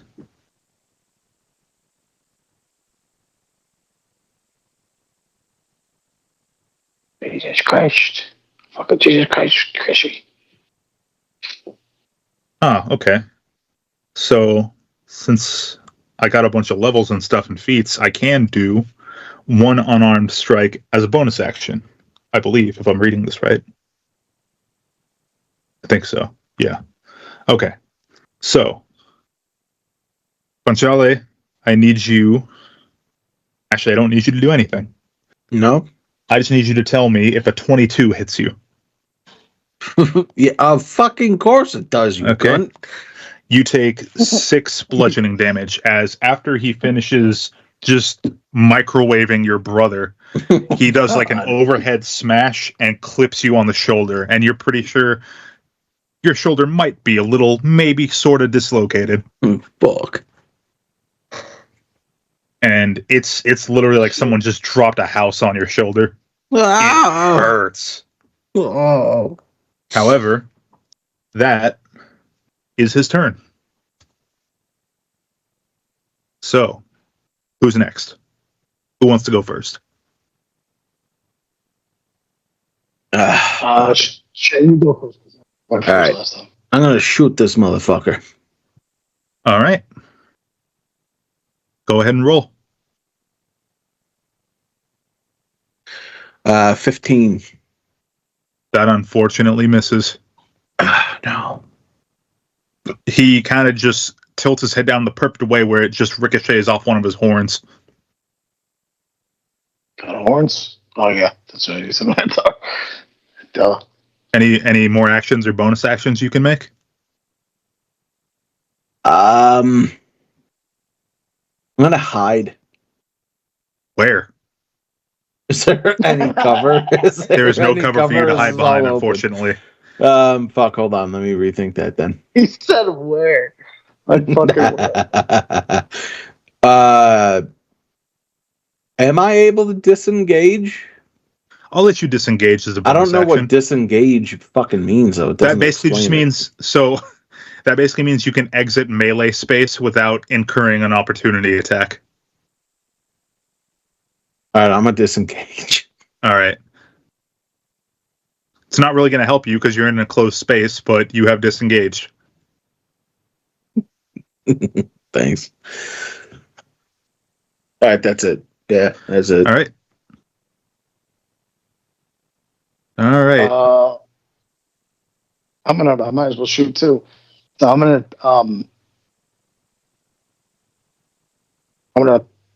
shoot at him. Once, twice, or three times. Oh, that's right. I got 3 fucking. Might as well shots. shoot at them 3 times, bro. Shoot him twice. Let me shoot at him 3 times. Okay. Go ahead and roll 3 attacks for me.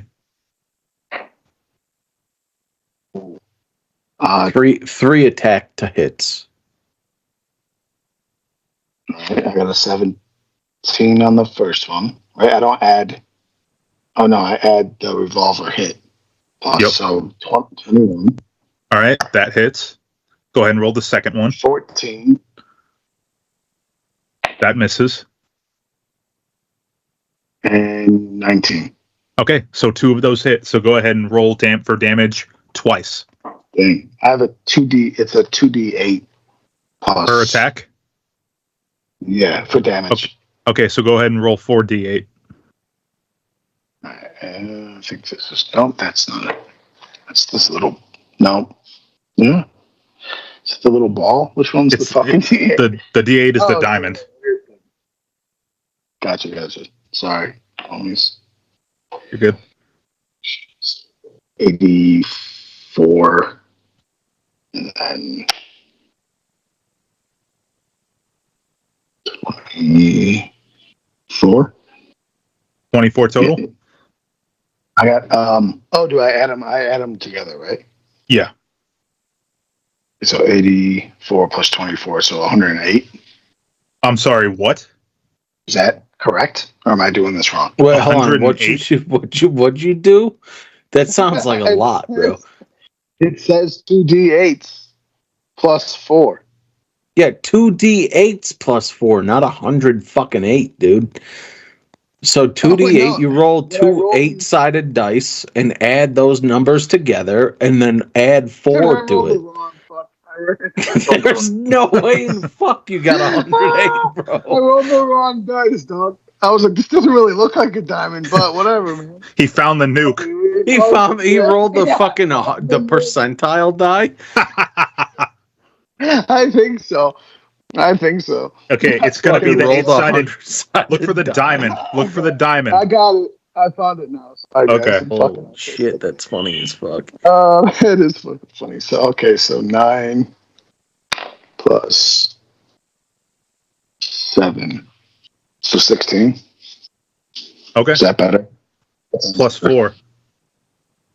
No, that So- was with the plus 4. Oh wow. Okay.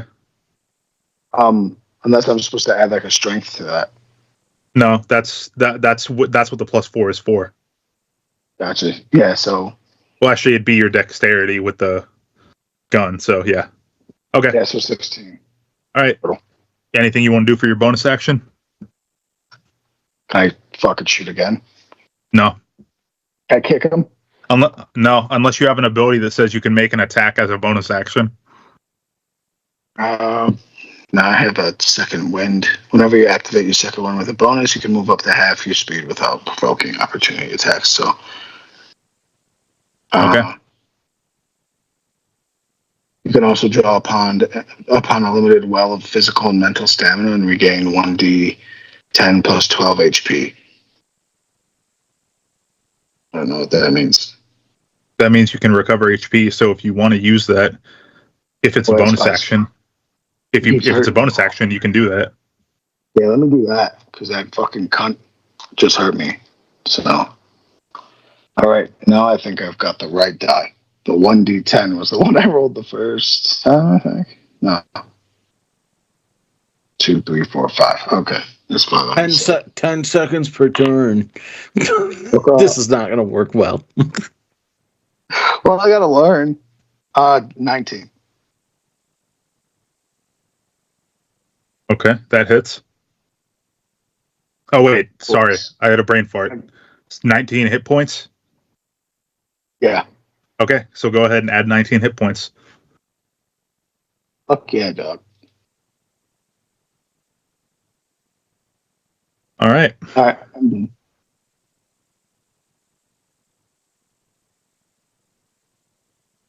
Okay. So he is going to rage. Oh no. Fuck. Don't worry, that just means that he has resistance to all damage. Oh, yeah. That's better. Fuck you. That sounds bad. Yeah, that sounds bad.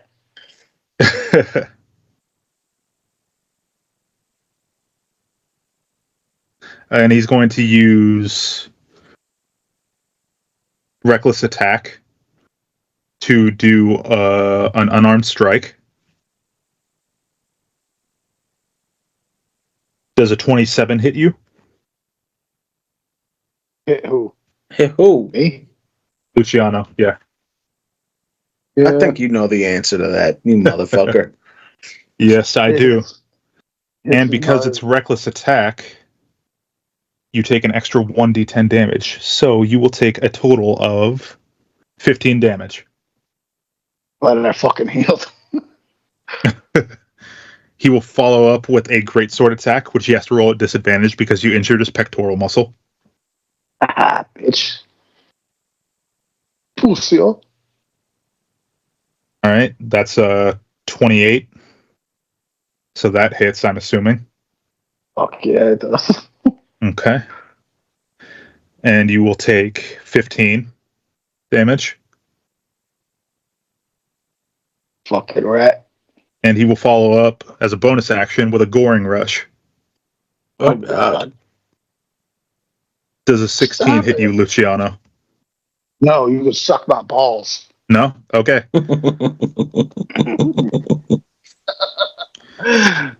All right. So he kind of goes down, puts his head down and rushes towards you. You step out of the way, and he kind of just slams his face up against the wall, the cage or the fence. All right, your guys' turn. How close is he to Luciano? Would you say like within 5 feet? Well, he disengaged, so he would have stepped away, so like 10 feet. Fuck. All right. I'm gonna fucking run towards this fucking stab him. Okay. Go ahead and make an attack. That is a 24. That definitely hits. Go ahead and roll damage. Ah, fuck, where'd I put my D4? Where'd you go, you son of a bitch? I know you're around You here know you can somewhere. just press the button in the app, right? Yeah, but I don't fucking like that. Fair enough. I'm using that Fuck real a dice 4 too. So again. That's gonna be a 10. all right. Oh yeah, dude. Nice. Sucker your And dick. then as a bonus action, what I'm gonna do is 2 weapon fighting, which I take the attack action on my turn and attack with a light weapon. I can make 1 extra attack as a bonus action. But All right. since I'm a fucking rogue, I can make it as an attack action. Cool. Go ahead and do that. And And then I'm since gonna you're fucking roll the hit it again, counts, yeah? hold on. It counts as a sneak attack because you have an ally adjacent to you. So make sure Yeah, to well, he has to be within 5 feet for it to be a sneak attack, though. yeah, but it's each square on the battlefield would be 5 feet. So if we're doing theater of the mind, you're within 5 feet of the Minotaur. Yeah, but you he's within said 5. he was within 10 feet of Luciano, right?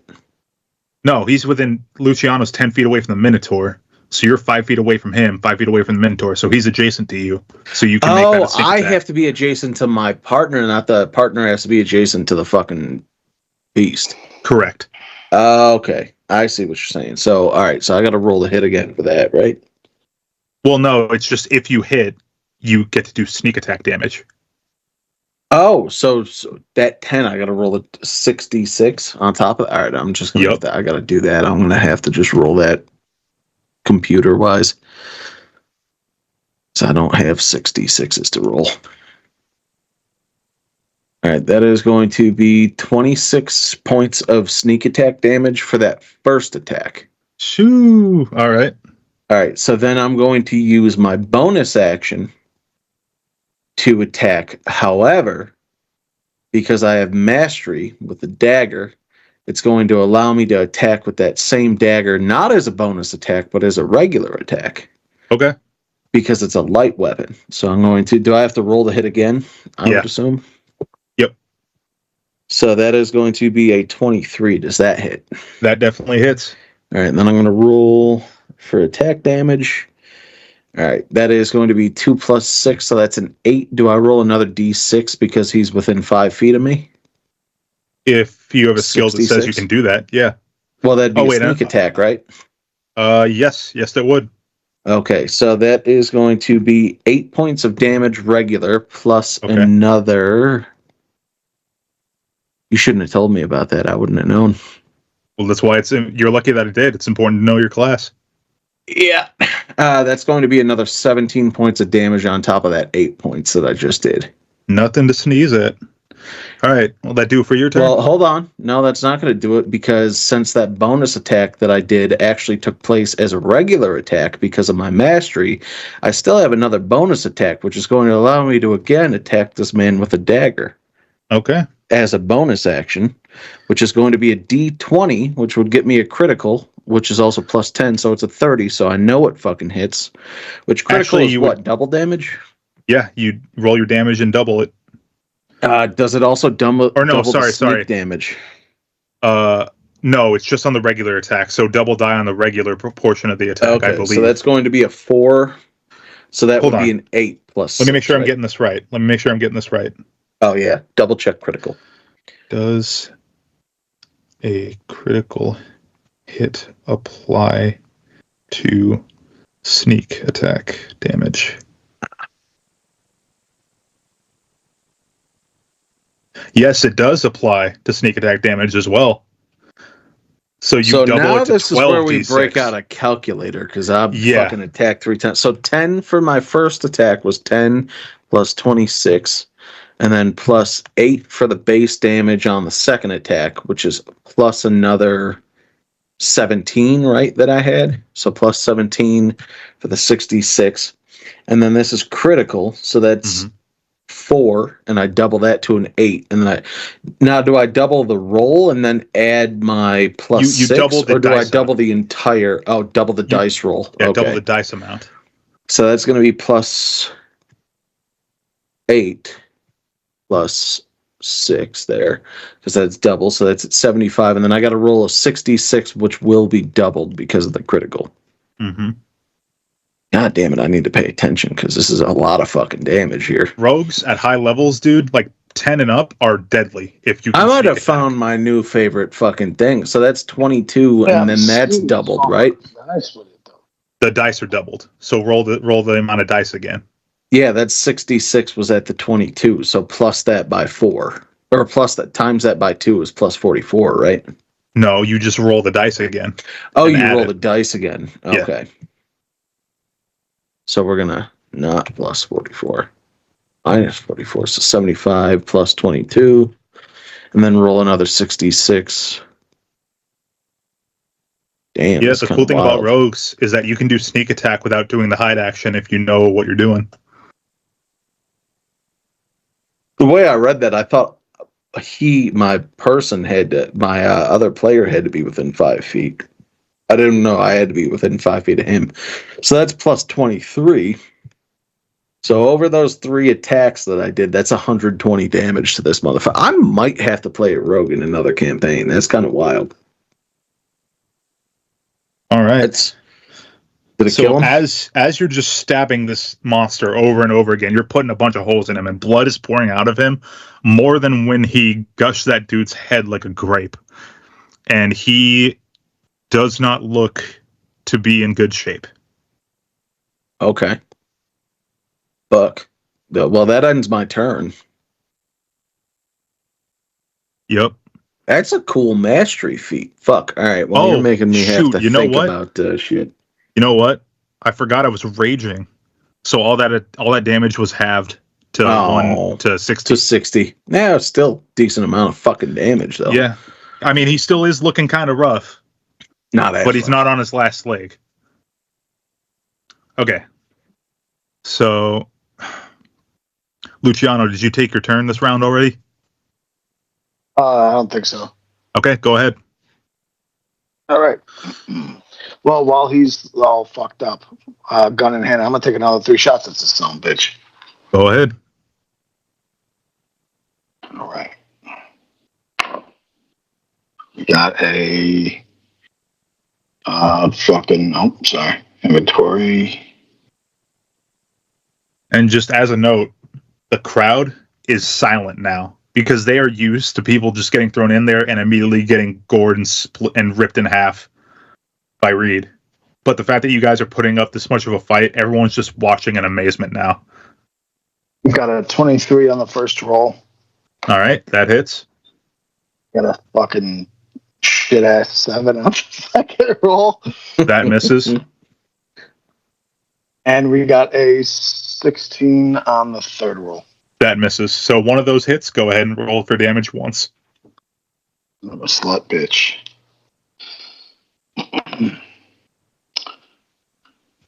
We've got.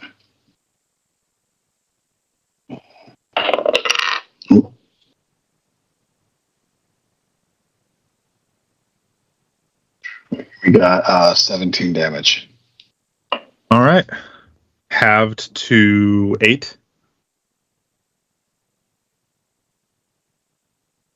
Yeah. All right. Thankfully, rage does not run out as long as he attacks. So I have a bonus action that I'm going to use as well. Oh, Sorry, okay. No problem. Go for it. I'm going Go for to fuck around and heal again. Okay. Yeah, go ahead. So there's a 1d10.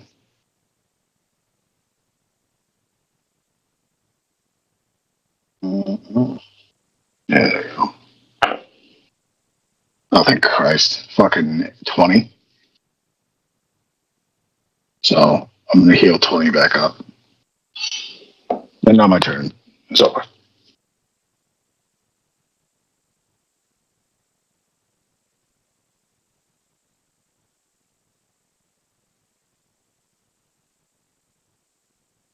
So it's back to Reed, right? Yeah, back to Reed. Yep. Let's see.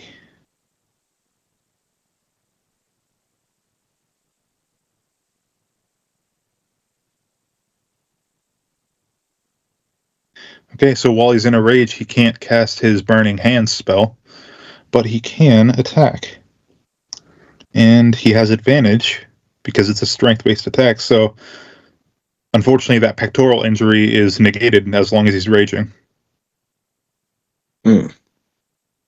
Okay. So, he is going to just kind of... He's going to do 2 reckless attacks, and he's going to do 2, like, whirl-around swings with his greatsword. He's basically just going to swing around in a circle twice and try and hit each of you once. So, Luciano does 14 hit you. No, sir. Okay. Quinchale, does a 14 hit you?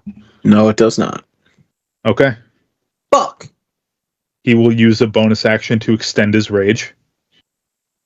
And that's the end of his turn. Fuck him. Also, I gotta realize that I got Cunning Strike, which applies to sneak attacks. God damn it, there's so much to know. Well, you know that now. I do know that now. It's your guys' turn again.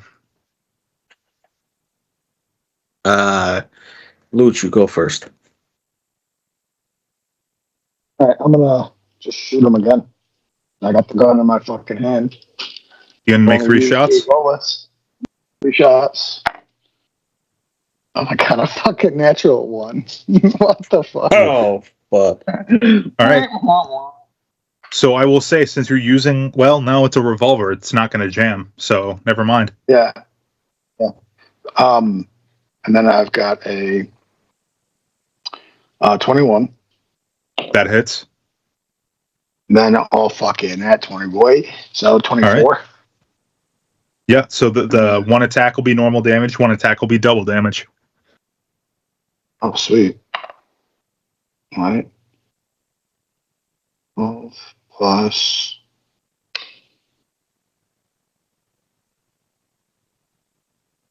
What was that, 20? That's 20 damage for the first one? I think it's 20 damage total, right? Because it's 2d8 plus 4. Yeah, that's for the first attack, the non-critical. Oh shit. Oh, okay. That makes sense. So yeah, 20 for Okay, the first attack. All right, halve to 10 because of his rage. Yeah. Okay, go ahead and roll that critical success. Just shit, of course. That's less shit.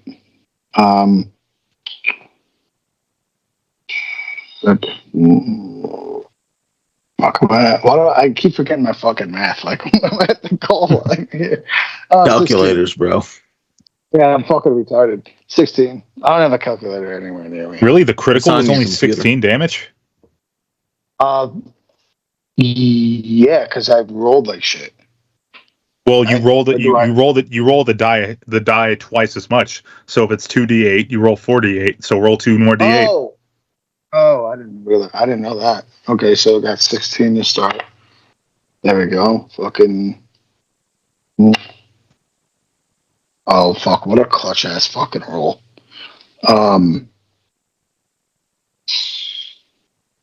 16 plus. I think it's 40. 40. Okay, half to 20 because of his rage. Nothing to sneeze at. Okay. Yeah, he's definitely looking even worse now. His hamstring that you got at the beginning of the fight, like a little bit of the muscle is like hanging out of the wound. You managed to hit one of his horns and crack it, and his nose is like flayed open at the nostril. So, yeah, he's looking rough. He's going to look at Guanciale. I forget how to pronounce it. Guanciale. Okay. Am I... Oh, is he going to attack me? Yep. Well, it's your. He's going to do... Yet. It's your attack, I think, isn't it? Yeah, I haven't gone yet. Oh, shoot. I totally forgot. My bad. Don't you skip my turn. Go ahead. I'm gonna... am I still within 5 feet of Luciano? Yes, you are. There's not much else to... much where else to go. All right, so I'm gonna stab this motherfucker again. All right, go ahead. All right, that is 16. That misses. Fuck, I am going to try to stab him again. That one is a nat 20 plus 10. He's going to use a legendary action to dodge. That dirty fuck. And then as a bonus action, I'm going to try and stab him again. Okay. That is a 19. That will hit. And then that is going to be a sneak attack. Yep. So let me fucking roll the dice on that. Where's mom? Where the fuck's mom? So that is 1 plus 6 for damage. So that's a 7. And that's not include the sneak attack yet. Okay. And then what I'm going to do here, which I found out I can do when making a fucking sneak attack here, is I'm going to use sneak attack trip. I'm assuming this target is large. Yeah. Okay, so what I'm going to do is I'm going to try and do a sneak attack trip, which is going to cost me 1d6 and my 6d6 for damage. So I'm going to roll a 5d6. Okay. And that is going to give me an additional damage. So I'm going to do plus 12. So it's going to be 20 damage overall that he hits. And that sneak attack trip, he has to succeed a DC saving throw of 17 dexterity. Okay. Otherwise, so he's going to be in prone. Okay, so that 20 damage is reduced to 10 because of his rage. Right. And he rolls a 17 on his dexterity saving throw. So if Now, it meets, if it beats. it beats it. Yep. All right. So you ever seen like someone do a UFC like leg check, like kick check? Yep. Yeah. He basically does that, but he just tenses the muscles in his leg. And it's a good thing that your leg was positioned the right way. Otherwise, it probably would have snapped like Anderson Silva's leg. Oh, fuck. So he's going to turn his attention to you. He's going to do a grapple to you. Mm. So 27. Or I'm sorry. To hit? I'm sorry. 20 on the grapple check. So I need you to roll a strength check against grapple. I'm going to tell you right now, I'm going to fail that bitch. Oh, go ahead and roll. Likely. That was a nat 20 minus 3, so 17. Well, it's a nat 20. So that would resist. However, he still has one more action.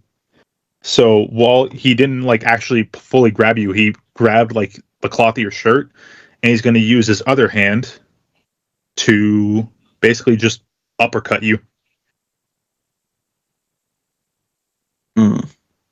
Does a 15 hit? It does not hit. Okay. So you kind of do like a reverse Michael Jackson lean with him holding you by your shirt to keep you kind of propped up. But now he's going to basically just stab down into he's attacking again? Yeah, he's going to use his bonus action to do a goring rush to he's going to I'm going to use a called shot here. He's going to try and stab his horn through your mouth. Oh god. All right, what do I got to do to don't I have to roll like some dexterity shit? Well, you roll at disadvantage. Just roll a d20. Just a straight d20? Yep. And because he's raging, he doesn't have to roll at disadvantage. So, all right, that's going to be a 2. Oof. So I'm assuming he does hit, right? He does. And can I react to this at all? Am I able to do a reaction? I'm sorry. It is a lethal blow. A lethal blow? Yep. It was a called shot to your head. And he stabs his horn down into your mouth, through your neck. And then he uprights himself, and your limp corpse is just basically propped up on his horn. Oh, fuck. Shit. Fuck. Luciano, you see your brother dead, blood gurgling out of his mouth as his eyes roll back one last time. It is now your turn. You motherfucker, you! I'm gonna take the gun. I'm gonna keep shooting. All right, go ahead.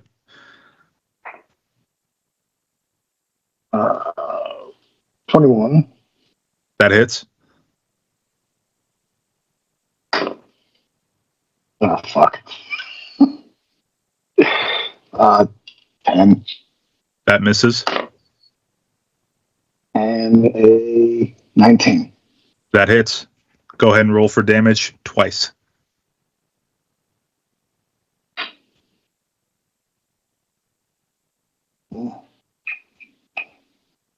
7,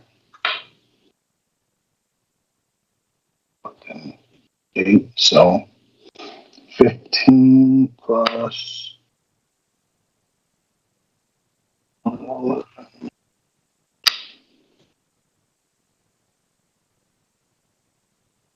the fucking? So 20. 35. Wow. That's the damage? Yeah.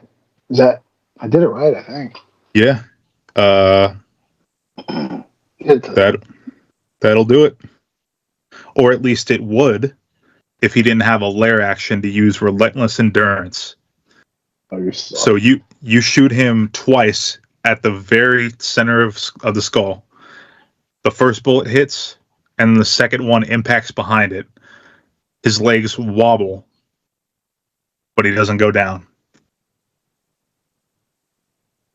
He just stares at you with those eyes, red like blood, burning with anger that you thought beforehand only legends of fiends could wield.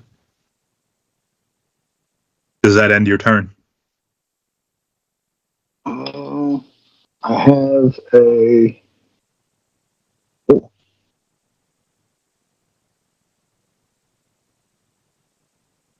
I had a special on the revolver, apparently. I don't know if this makes a difference, but I don't think I can use it anymore because you just rolled, right? No, Right. you could use it. I mean, because you hit him, right? Is it the mastery that like it gives him disadvantage on his next attack? Yes. Yeah, and I hit him with the revolver, so. So he has disadvantage on his next attack? Yeah, because it's sap. If you hit a creature with a revolver, that creature has a disadvantage on its next attack roll before the start of your next turn. All right. Will that end your turn? I'll use a bonus action and heal up. Okay, go ahead. Wait, is there a limited number of times you can use that per? No, it's just a match. It's just mastery. It's every time you hit him with a revolver. Same thing like with the dagger, where I had, you piece of shit, had that ability to turn it into a regular attack instead of a bonus action. That one was once per turn, but this one doesn't have a limit. Okay, perfect. So go ahead. What's crazy is that I didn't realize there was all these other like places to like look at this other shit. I didn't realize there's a lot of stuff that I just found out in this game to bring into other campaigns. Yeah, no, this was definitely a really good thing that we did because I feel like I know so much more due to this one shot than I've known before. Okay. So I am going to.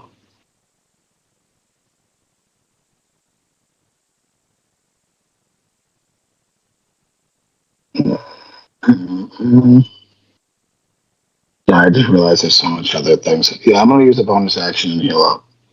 Okay, go ahead. And it is the 2d10. Oh, 15. So I get to heal up 15 damage. This fucking thing is coming in clutch. Nice. I think it's all you. If I'm understanding things correctly, I think it might be you now. I can't just keep using random shit. He's going to go ahead and take 2 brutal strikes with his Berserker Great Axe.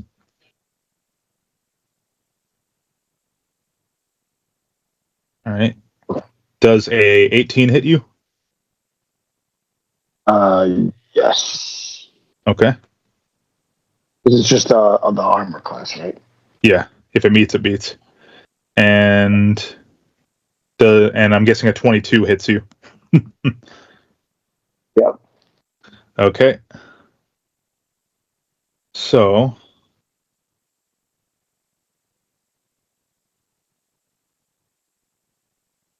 that's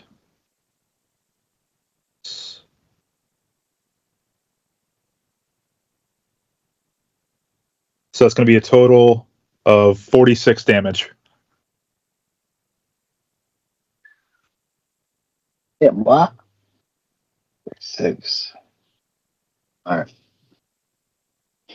And then follow up with a goring strike, or goring rush, rather. 23 to hit. Yeah, you hit. He's going to do brutal strike on that as well. That is a total of 8 damage. That's not bad. I'm still alive. All right, go ahead. Your turn. Okay. I am.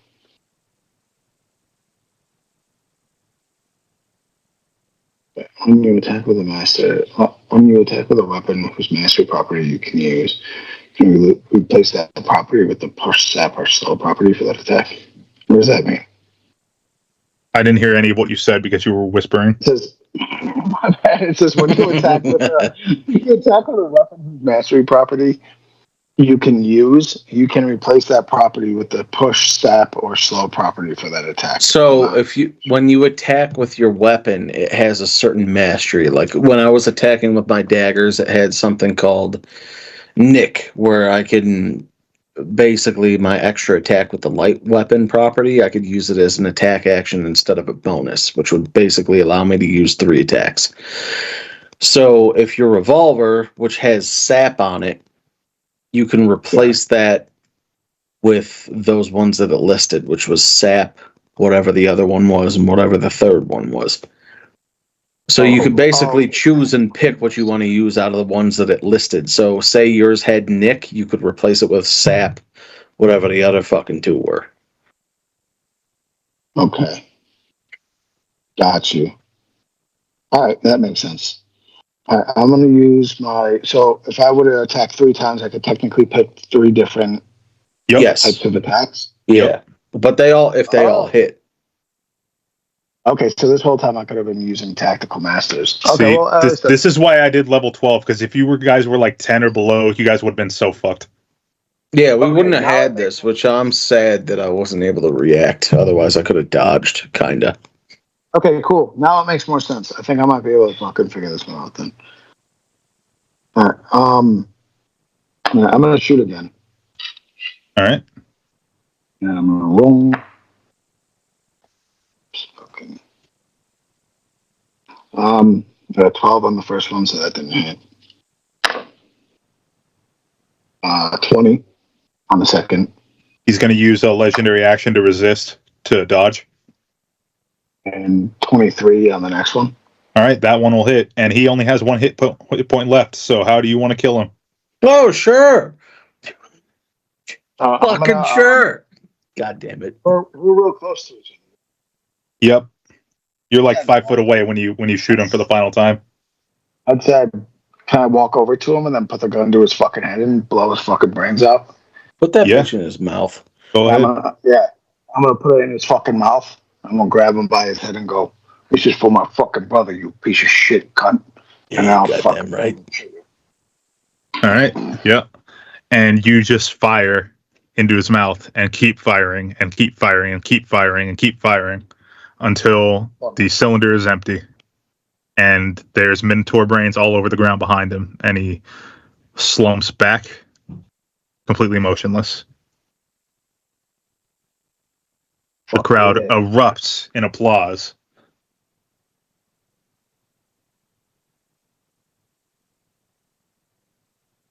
I'm gonna run over, kind of rush over to my brother, kind of pick him up and go, "Sorry, G.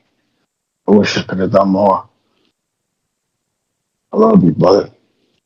And I'll get revenge for this. It's at this point that the warden comes down. The guards confiscate your weapons. Gotta kill that cocksucker.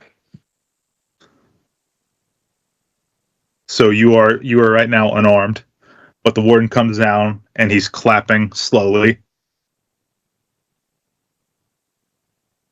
Very impressive. And then he kind of looks to your brother and his expression softens a little bit and he says, "You both fought valiantly, and for what it's worth, I'm sorry about your brother. I will see to it that he is buried wherever you wish."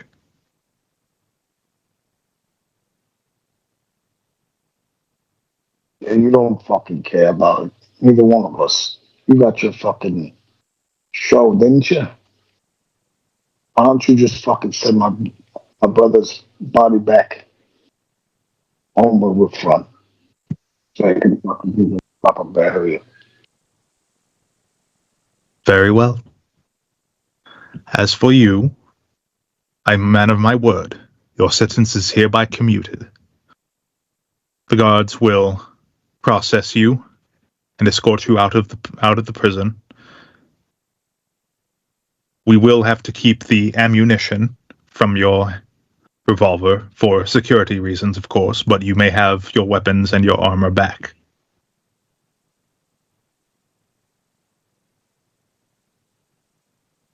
Do me a favor. Which one of these fucks ratted on us getting us in this position in the first place? Frankie the Gills, That as piece you of seem shit. to call him.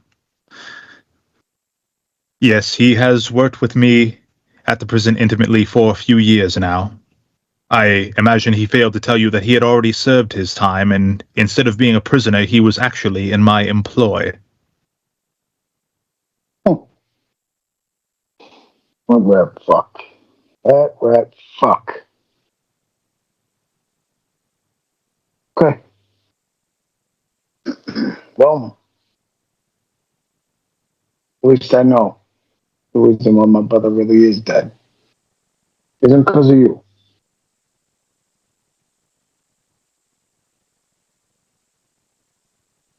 Now, let me Farewell. get the fuck up. And he will walk away, and you, the guards process you and release you from the prison. However,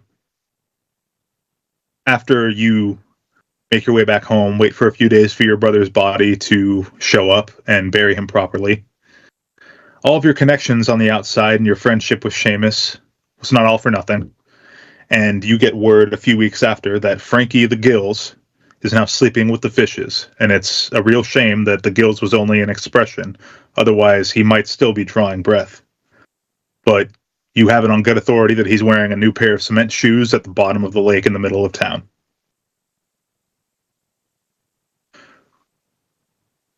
Seeing as how, in terms of the above board side of things, Frankie was a friend of the family, you inherit a few of his businesses upon his passing. And a lot of that money he had stashed away becomes yours. There was already plans for construction of a speakeasy in Frankie's name, the title of which was transferred to your family's name, and thus you undertook the mantle. As the kingpin of the family saw it fit to run under your name, and you are welcome to run it how you see fit. So, with that, that will end our game for today. Fuck that piece of shit, Minotaur. Fuck. Yep. Fuck that asshole. That is how powerful a level 20 barbarian is. That he can Level take 20? Down. Yeah. Oh, fuck. Considering level 20. God damn it.